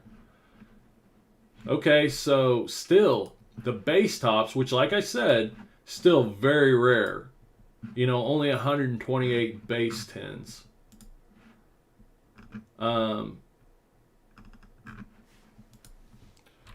Base tops going for $3,000. Because they're so rare, and Ichiro's so good, and he has such a huge following in the States and in Japan. Huge. He was a phenomenon. He was the Mike Trout of Japanese baseball. Like, when he came to the United States, he had hit the farthest home run and thrown the fastest pitch in Japanese baseball history, I'm pretty sure. Like, he was like the Mike Trout of Japanese baseball. And then came to the majors and had 3,000 hits in his career. Starting at age 27. He's that good. Like, people don't realize he was that good. I think he had 300 homers in Japan before he ever came over. Something like that. Just did the blow dryer. Yeah, that works. If you just use a blow dryer, that works.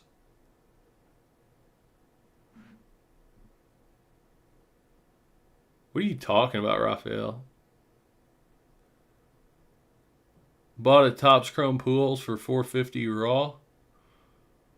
That's pretty good. And depending on what the condition is. Steve speaks. Ichiro is a beast. Imagine if he came over earlier. He'd be the hit leader, most likely. I mean, if he had come over earlier and he had anywhere close to the numbers that he had in his prime, then yeah, he'd probably be the all-time Major League hit leader if he had the same philosophy and everything. Crazy. So yeah, this is the set that we've got here, is this HTA set. Like I say, you can still pick these up for like 120, 130, 140, 150 bucks, something like that. And They do stick, but like I said, you know, that's the method that I use. Looks like a 9, but an 8 for sure. That'd be awesome. I don't know what the Topps Chrome Pujols is going for now. I've been buying some Pujols refractors, just some like from the last 10 years, just because they're cheap, and I don't think they'll be cheap forever. I think even non-rookie refractors, like you already see, like the Griffey and the Bond stuff, going crazy. Now the modern stuff is a lot, like, it's not as rare, but I think there's a lot of room for Trout and Mookie Betts and Pujols refractors, Ichiro refractors, non-rookie stuff. I just think Topps Chrome Refractors has built this following through basketball. I don't think it'll matter. Like, everybody in whatever cards they like are into, they're like, they always act like nothing's ever gonna change. Like, no, Select is better than, people don't like football Select, and people like Prism basketball, and they always will. It's always gonna be that way. Nothing's ever gonna change. I mean, tell that to people buying 1998 Topps Finest, because that's the way it was in 1998, you know? I mean, that's just not the way things work, especially in modern product. And in the market in general. I've got a picture, I'll put it on the, this is a perfect example. And I use this example a lot, but it's Topps Tiffany. Nobody cared about Topps Tiffany until the last couple years, when they realized how low the population is and people started getting educated on what they were.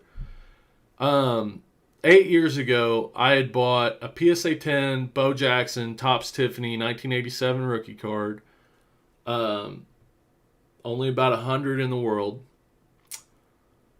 And a Bo Jackson autograph. And I'd framed them and given them to my brother-in-law. At the time, I usually spend about $50 on my brother-in-law for Christmas. So I had bought that card. I don't even remember buying the card, but I know I gave it to him. And I had bought the card for $20 or $30. That card is selling for around $700 or $800 now, because people became educated on the rarity of Topps Tiffany, became educated on what it was, and, you know, like, now a Barry Bonds Topps Tiffany is $3,000, okay? A Griffey Topps Tiffany PSA 10 is like 15 grand. Topps traded Tiffany. This is the other thing, these gold Archives Gold. I'll probably open this, because unless it has like Jeter on the front or something, it's probably opening. It's worth opening probably. Oh, cool. Cool, Raphael. Yeah, I firmly believe that 2001 Topps HTA sets. And you know what's weird? I think it's weird. A lot of people watch that video of me breaking that first HTA set. I think it's weird because they're still selling for so cheap. Like, there's never just a ton of them on the market. They're not a ton of them exist. That's the other thing. It won't be long and you're not going to be able to find them. Like, you can't, it's hard to find, okay, Manny Ramirez, that's a good one. These actually, especially in a PSA. Oh, there we go. Come on, centering. Oh, that's not Derek Jeter. We just got trolled so hard. Preston Wilson. Get the hell out of here, Preston Wilson. Jay Payton. Oh, I don't even know who these guys are. 1994 draft picks. And Rafael Palmeiro. I did get a Jeter gold. I don't remember what I did with it exactly. I think it had a ding corner. But anyways, there's our golds. But those are reprints, but they are desirable reprints because they're pretty rare. Because with the regular factory sets, they had Archives reprint, rookie reprints, but these are the only sets that have the golds. So they're a lot more rare. Yeah, no. Okay, so Pujols was not included in the base top set. And Ichiro was not included in the base Chrome set. But they're both included in Topps Traded and Topps Chrome Traded. Pretty sure that's how that works. Or maybe Ichiro was. No, actually, Ichiro was included in the Topps Chrome set. Because that specific card is in the Topps Chrome set. But then in Topps Traded and Topps Chrome Traded, it's a card. Like, Pujols has a Chrome card. Ichiro has a Chrome card. But then they have a card with both of them on there that's in Traded and Chrome Traded. Pretty sure.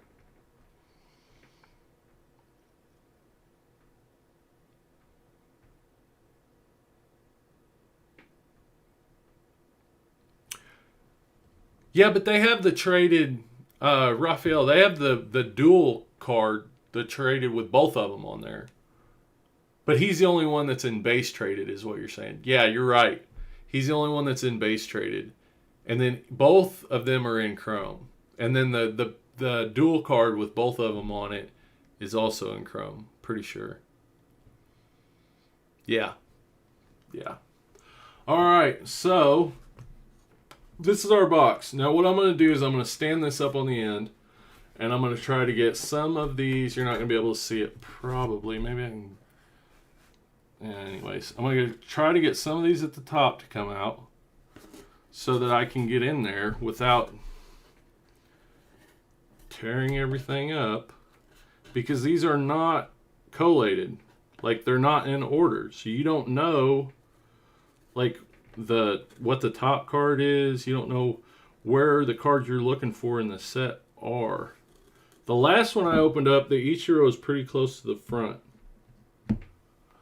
But this one might be different. So I'm going to take all of these out while I've got it sitting up like this, so I'm not like moving them around anymore. I try to be pretty careful when I'm doing this, because like this is your shot at getting a PSA 10. We just looked, they're $3,000 right now. So I don't want to mess up my shot. I'll try to take as much precaution as I can. There's a lot of Hall of Famers in this set. These don't seem to be bricked very much, but I do think they are bricked. But then what I might do is go through the bricks and see if Ichiro or Griffey or anybody are on like the top or bottom of the bricks.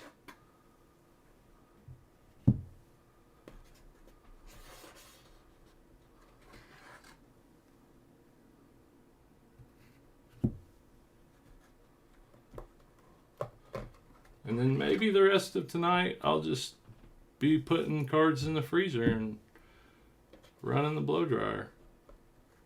Yeah, that combo, the base traded combo card, you can still get raw for a pretty like reasonable price. I was actually looking at them the other day. I think you can get them for like $150, maybe $100. And I don't have that card, so I'm gonna be trying to pick some up. I just think it's one of the best investments right now is Ichiro.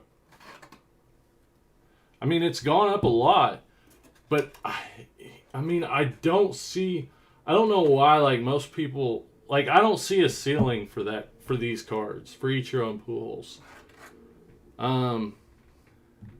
Maybe that's dumb, maybe that's crazy, because most cards I would see a ceiling for. I mean, I'm sure there is one, I just don't see it. Like, I don't know.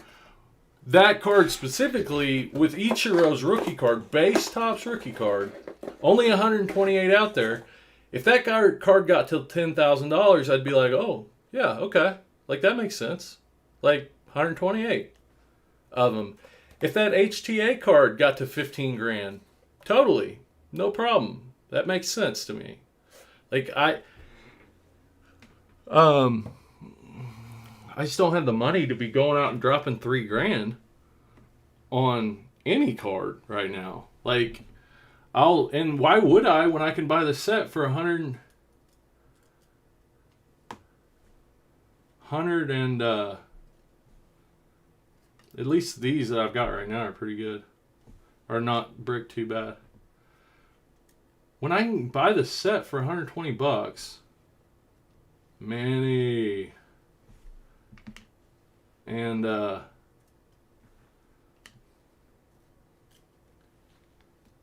just get them graded. It's not like the bottom's going to fall out of them tomorrow.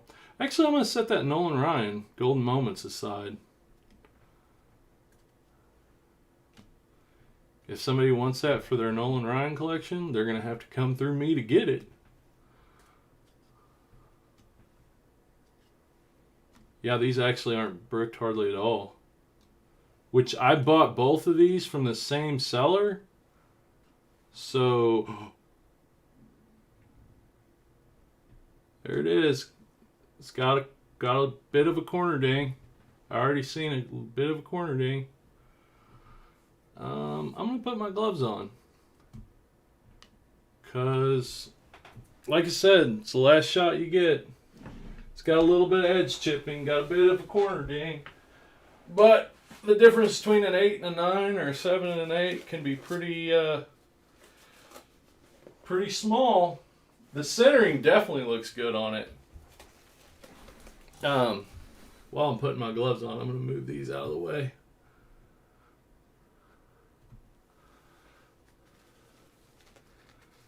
Pujols is 37 home runs away from 700. Yeah. Rafael Topps Chrome cards don't brick as bad as base cards, but they will stick.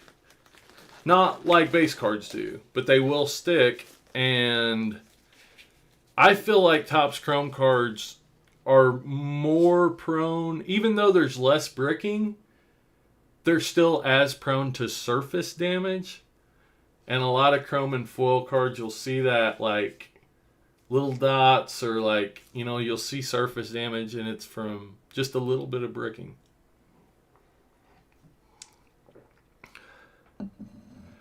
That's the tough thing about any vintage wax. Alright, got my sleeves. Oh, the centering's good on that card, I think. I think the centering's really good on that card. Jesse, hey, thanks a ton for being here, buddy. I'll catch you later. Sleep well, my friend.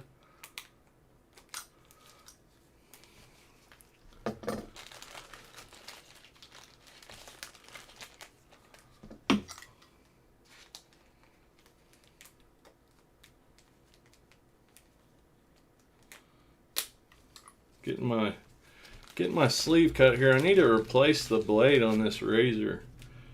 Oh, it was doing really well for a while, and now it's not wanting to. There we go. So you just got to get it at the right angle. All right. It's a good card. It's not a 10, but it's a good card. Yeah, it's not a 10. Centering's not as good as what I thought on it. Not a 10. Probably not a 9. Probably an 8, though. I'm cool with that. Like I said, I think the ceiling, even on the 8s, is a lot higher than where it is right now. And, you know, the other cards in this set, I think they become gradable. If they're, like, the Griffey's gradable if it's a 10, for sure. Probably, honestly, if it's a 9 and you're paying $20, it's worth getting graded. Those are just, you know, and then, like, okay, like, say, you know, this card's $3,000 in a 10, $4,000 in a 10, you know, let's say the Griffey gets up to $500 in a 10. This card, of this HTA, the Griffey's probably at $500 in a 10. So if you see, you know, left to right, we're off quite a bit. You know, top to bottom, we're off a little bit. You know, we might get an 8. We could get a 7. We've got good, like a clean surface. The card was not like really didn't have any surface damage, which a lot of these do. Little bit of corner whitening. You never can tell how much they're going to take off for that. Especially on these dark cards. Other than that, very, very minor edge chipping. It's just centering. I think it's an 8. Edges are very clean. Little minor bit of edge chipping, but I think, we're probably looking at an 8. They always look worse in these cameras. It's got a little dust on it. The actual card saver does. But yeah, I'm happy with that. I've got one at grading now that should be coming back soon, and I'm hoping for a 9 on that one.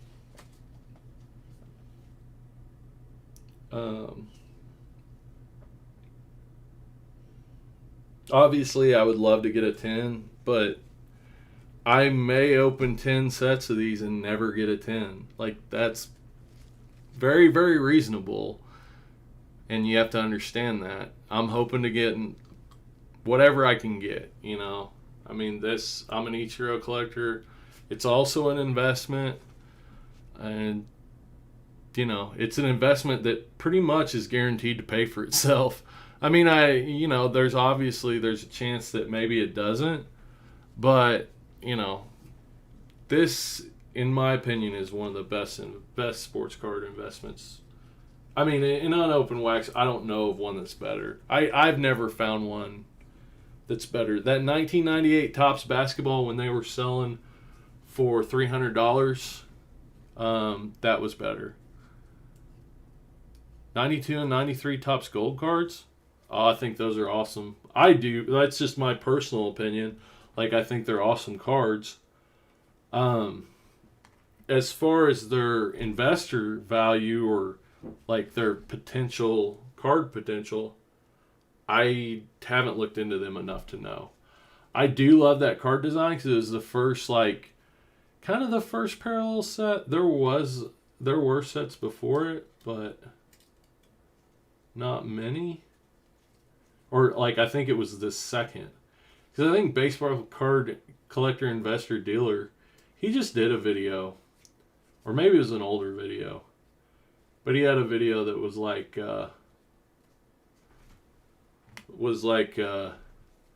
what was the first refractor, what was the first parallel card. And I think he was saying, I thought for sure, he was saying, quote unquote, I thought for sure it would be Topps gold, but it was some random football card. It was wild card football cards. They had parallel cards the year before, 1991. So if it was me, I would say 92 would be the way to go if you're looking at it from an investor standpoint, because it is the first. Technically, I mean, in my opinion, it's the first parallel card. It's the first parallel card of any card company that still exists. Let's put it that way. Really? $1 to $4. I'm going to look into them because that's a good play. Oh, I was going to show, this is a good time. I was going to show you all what I picked up today. This Ichiro goes immediately into my getting ready to grade pile. I've got, a lot of cards I want to send off to grading, but along with these Barclays and Jordans, but they're all going $20 because I might pay $50 for no, the regular submission's $100 now. They're all going to go $20, and if it takes a year, it takes a year. But I'm not paying these ungodly prices to get these cards graded when I can just pay $20.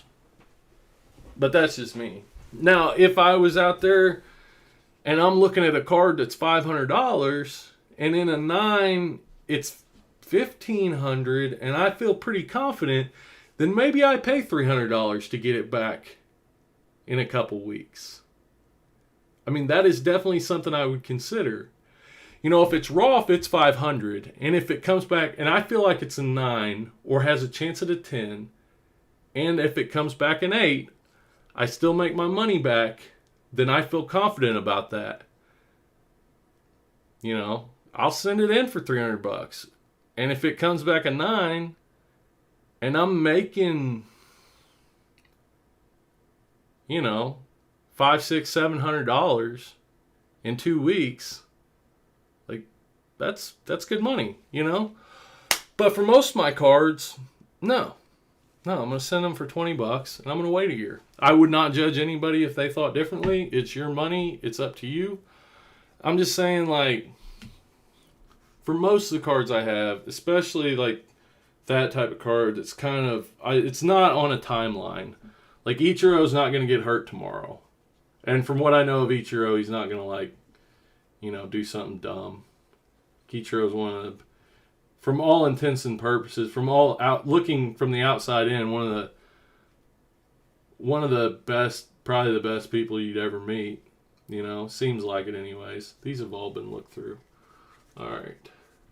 Oh, the whole reason I got up. All right. So when I was leaving this card show, this guy had boxes of Sports Illustrateds. Sports Illustrateds are not worth a lot of money. Even the really cool, awesome ones are not worth a lot of money. But he didn't want much for them. It was like 300 Sports Illustrated that he wanted, like, that I got for $45, you know? So, less than $20 a piece. There's like 7, there's like 7 Tiger Woods in here. There's like 6 Mike Tysons. I'm going to show you all some of the cooler ones. You would think these would be worth a lot more. They're not.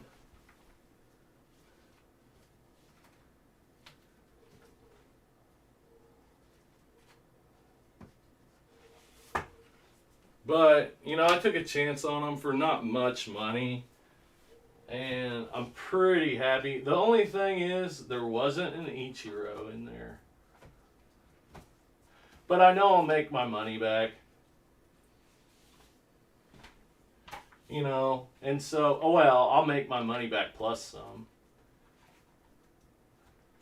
Ooh.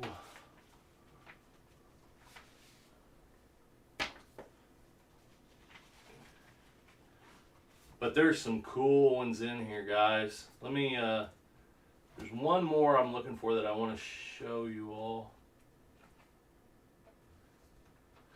Oh.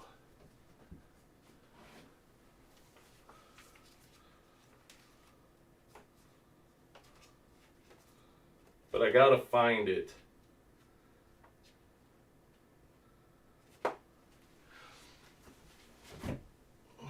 I don't remember exactly where it is.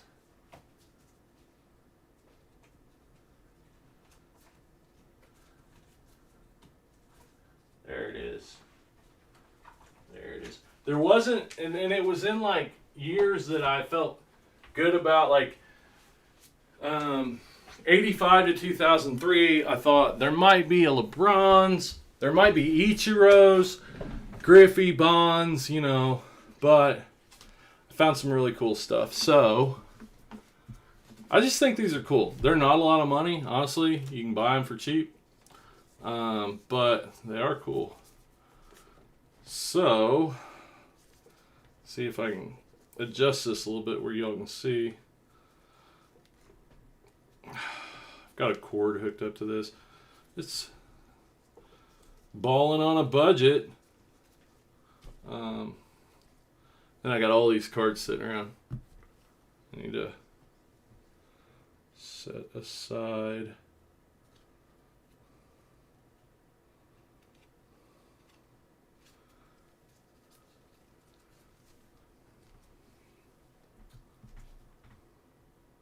So this one here is Shaquille O'Neal in college.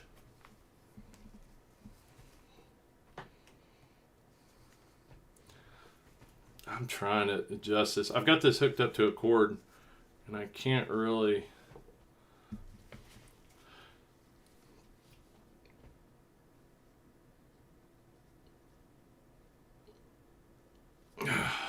can't get it fixed just right like I want it. But anyways, yeah. Shaquille at LSU from 1991. This was in there. I didn't know any of this was in there at the time. 1990, Griffey the Natural. One of the first Sports Illustrated Griffies. Let me get this cord out of the way. Damn it. Sorry, guys. Yeah.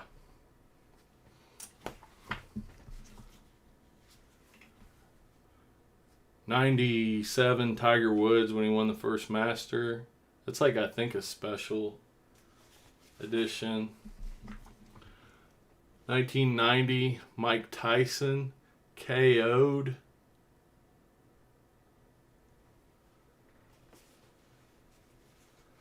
I do think the Topps Gold, that would be a good video. 96 Peyton Manning, Archie Manning, Tennessee Volunteers, Peyton Manning.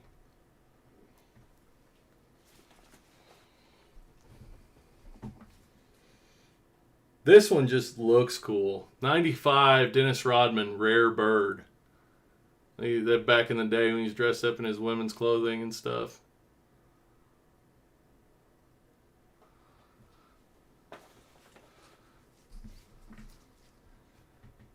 Derek Jeter, Alex Rodriguez, short story. These were all in there. There were AIs. There was a lot of them. Kevin Garnett, Ready or Not. 3 weeks ago, Kevin Garnett went to his high school prom. Next week, he'll be a top pick in the NBA draft. So, yeah. I was pretty excited about that. Won't make a lot of money off of them. Like I said, I bought them for $45. Like some of those, like the Shaq and the Griffey, you know, that Tiger Woods lot might go for $40 or $50. The Shaq might go for $20. The Griffey might go for $20. The Garnett might go for $15, $20. You know, but then, you know, one book, you still got to ship first class. I've got magazine shipping boxes, like little thin, like lightweight. You can still get under a pound with one Sports Illustrated if it's not a real thick one. So you're looking at $3 there. So, you know, if you sell a magazine for $20, $3 shipping, $2 eBay fees, 60 cents PayPal fees. So, yeah, you know, $14. You make $14 basically. Because you still got a little bit in packaging material. But, you know, I only got to do that 3 times to make my money back. And then all the rest I put on Craigslist and offer up like $40 for 200 Sports Illustrateds or best offer. Like if I can get 20 or $30 just to get them out of my house.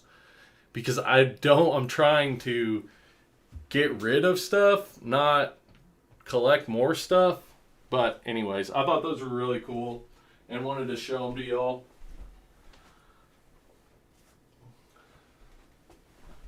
And I will probably be listing them. If y'all are interested in any of them, let me know. I'll cut you. Whoa! I'll cut you a deal on them. Just hit me up on Discord. Don't hit me up in here necessarily. I mean, you can let me know, like, hey, I want that.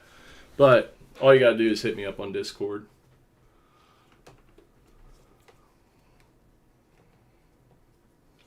But anyways, guys, I'm going to log off and I'm going to go through the rest of these Topps HTA. I'm not just going to sit here and go through them. Y'all can look up the checklist if you want to see what all cards are in here. But again, here's the logo again. I just think these are a really, really cool parallel. I love the HTA logo. I think any of these gold stamped parallels just look really cool. Now the only thing different, like all of the cards, the base cards and everything have the gold stamping. but the logo is what makes a difference. It's obviously a parallel, you know, but it's just rare and people don't know it exists. But they're starting to, you know, the prices are getting up there, so I definitely think it's a good buy at what they're going for now. I think even if they were going, I really think because they're so rare and because before long, there just won't be. It's like Topps Tiffany. Like, it's really, really hard to find an unopened box of Topps Tiffany anymore. And these will be the same way. Like, I don't know how many more are out there unopened. I mean, I understand, like, people that bought them probably didn't open them because they're exactly the same as the base set, only with that stamp. But they're not going to be around forever.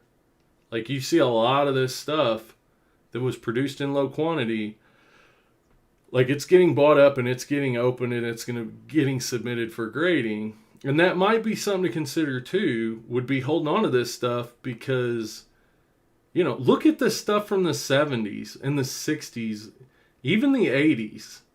Like, the unopened stuff that just is really super rare nowadays because everything's been opened is really, really pricey. That's something to keep in mind. You know, I mean, because these are going to be, now they'll brick worse. As the longer time goes on, they'll brick worse, and that's part of it too. Like that older stuff from the 70s and the 60s, and I'm kind of thinking about this while I'm talking about it, but that stuff didn't brick. Now there was other things that could happen, but that was more rare. But it didn't brick. But the 90s stuff bricks. So as time goes on, it's probably going to brick worse. Because it's just humidity and changes in temperature. Like, it heats up in humidity and the gloss breaks down and they stick together. George Brett rookies. 75? 1975? Is that what you're talking about? George Brett rookies? George Brett rookies, question mark, question mark, question mark. What are you asking me? Are you asking me if George Brett rookies are a good investment? I'm sorry. Like, just keep in mind, like, there is like a delay between what I say and what you hear. Like, when I say something and when you hear it, there's a couple second delay. So something might be in context of the chat when I'm talking about something that is not in context to me whenever you're typing it necessarily.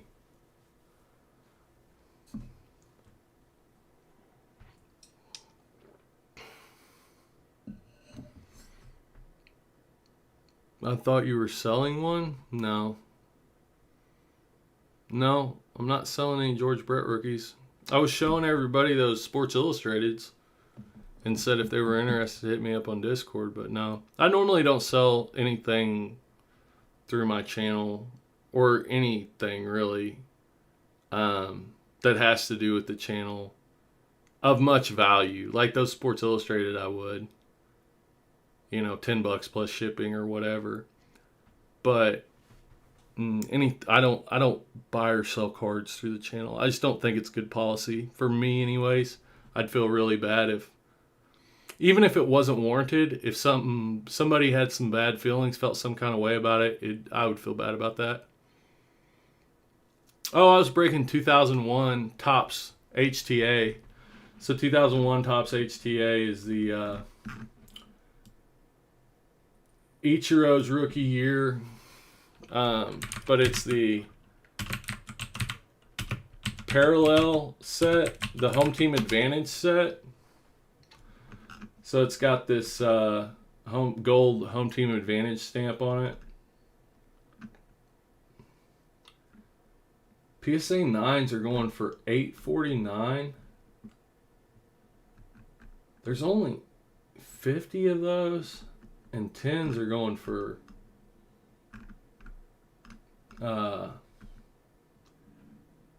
8s are going for 200. I think that's cheap for an HTA 8. I think 200 is cheap. Or 250, whatever. Here's 2 8s for 500. Like, I feel like that's cheap. But at the same time, I don't know. Like, nobody's putting a raw card up here that's a 10. Like, nobody's doing that. You know, so, like, you're paying. I mean, I guess if it's a 9, like, it's a good investment to buy that raw card that looks like it's real good condition. But, like, this card, I guarantee you this has terrible photos. That's the thing that gets me. And it's almost, well, not bad. Look how blurry that... Can you all tell? It actually looks clearer on your screen than it does on mine. Why is it? That's weird. It does look clearer on your old screen than it does on mine. But anyways, on my screen, actually looking through eBay, these are super blurry photos. I mean, from these photos, it's a good looking card, but I mean, they're not great photos. People take terrible photos. But, you know, I mean, I guess if it's a 9, yeah. I don't think, I mean, there's always a reason people are selling stuff. It might just be to get money quick. I don't know. Or just like, okay, I can sell this for $300 and double my money, even if it's a 10. I want the money now. Maybe that's it. Maybe it is a 10. I don't know. It does look good. Centering's not great on it. It's not 10 centering. It's really not. It looks better from this angle, I think, than what it actually is. I think. Because, like, look at this one. Look at this edge compared to the bottom. And then this edge. It's not off that much. It is off, though. It is different. Anyways, I'm super tired, guys. Connor May! No. Pujols is in Topps Chrome, Topps Traded, and Topps Chrome Traded, but he is not in Topps Base or Topps HTA. And Ichiro is not in Topps. One of them Ichiro's not in, I think. Yeah, I don't think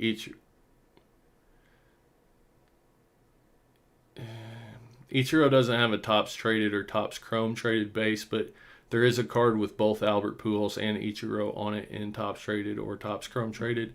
And then Ichiro has a Topps Chrome, Pujols has a Topps Chrome, and then I don't know. That's like, I don't know. I think Ichiro's in Topps Chrome. Wait, maybe Ichiro's not in Topps Chrome, doesn't have a regular Topps Chrome base card. I don't know. But anyways, no, Pujols is not in HTA. Right on, Connor. No, I got to get out of here, man. I'm getting super tired. I'm sorry. I hate it that you just got on there. Yeah, sorry, John. I'm like super tired right now, and I can't hardly like think. So I'm really sorry. I wish I could answer your question better because we talked about it earlier in the stream, but I can't think now. E-Tops. They are in the E-Tops. I really like those cards, and I'm probably going to buy at least the Ichiro and maybe the Pujols too, because I think they're just way ahead of their time and really awesome looking cards. And the fact that they're factory sealed, like, that's really cool. And like their history, like their place in kind of the history of cards in general. Because I think they were they online only, I think? I don't know. But anyways, got to get out of here, guys. Thank you so much. I really appreciate it. I'm sorry I get these streams are super like they take it out of me. It's not you all. It's just like I got to be on my game and like try to present everything the best I can and try to think about the questions and everything and try to keep in mind like how I'm answering what. I know, like, most of the time I just, like, give Jesse a bunch of crap about the Lakers, but I really appreciate y'all being here. So, had a lot of fun, broke some stuff, got some good stuff, psyched. I'll have some more videos coming out this week. Really looking forward to getting some stuff out there.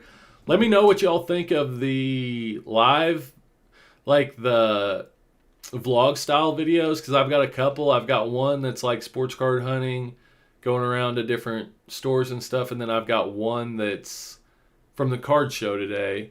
So there's not a lot of like outside footage in them, but there is some. Let me know what you think of them, because I kind of like doing them. They're kind of easy videos to make, and but mainly like I like doing them, and I think they make for better videos. So just let me know. All right, everybody. Y'all have a great night. Thank you so much for being here. I'll catch you later. Peace.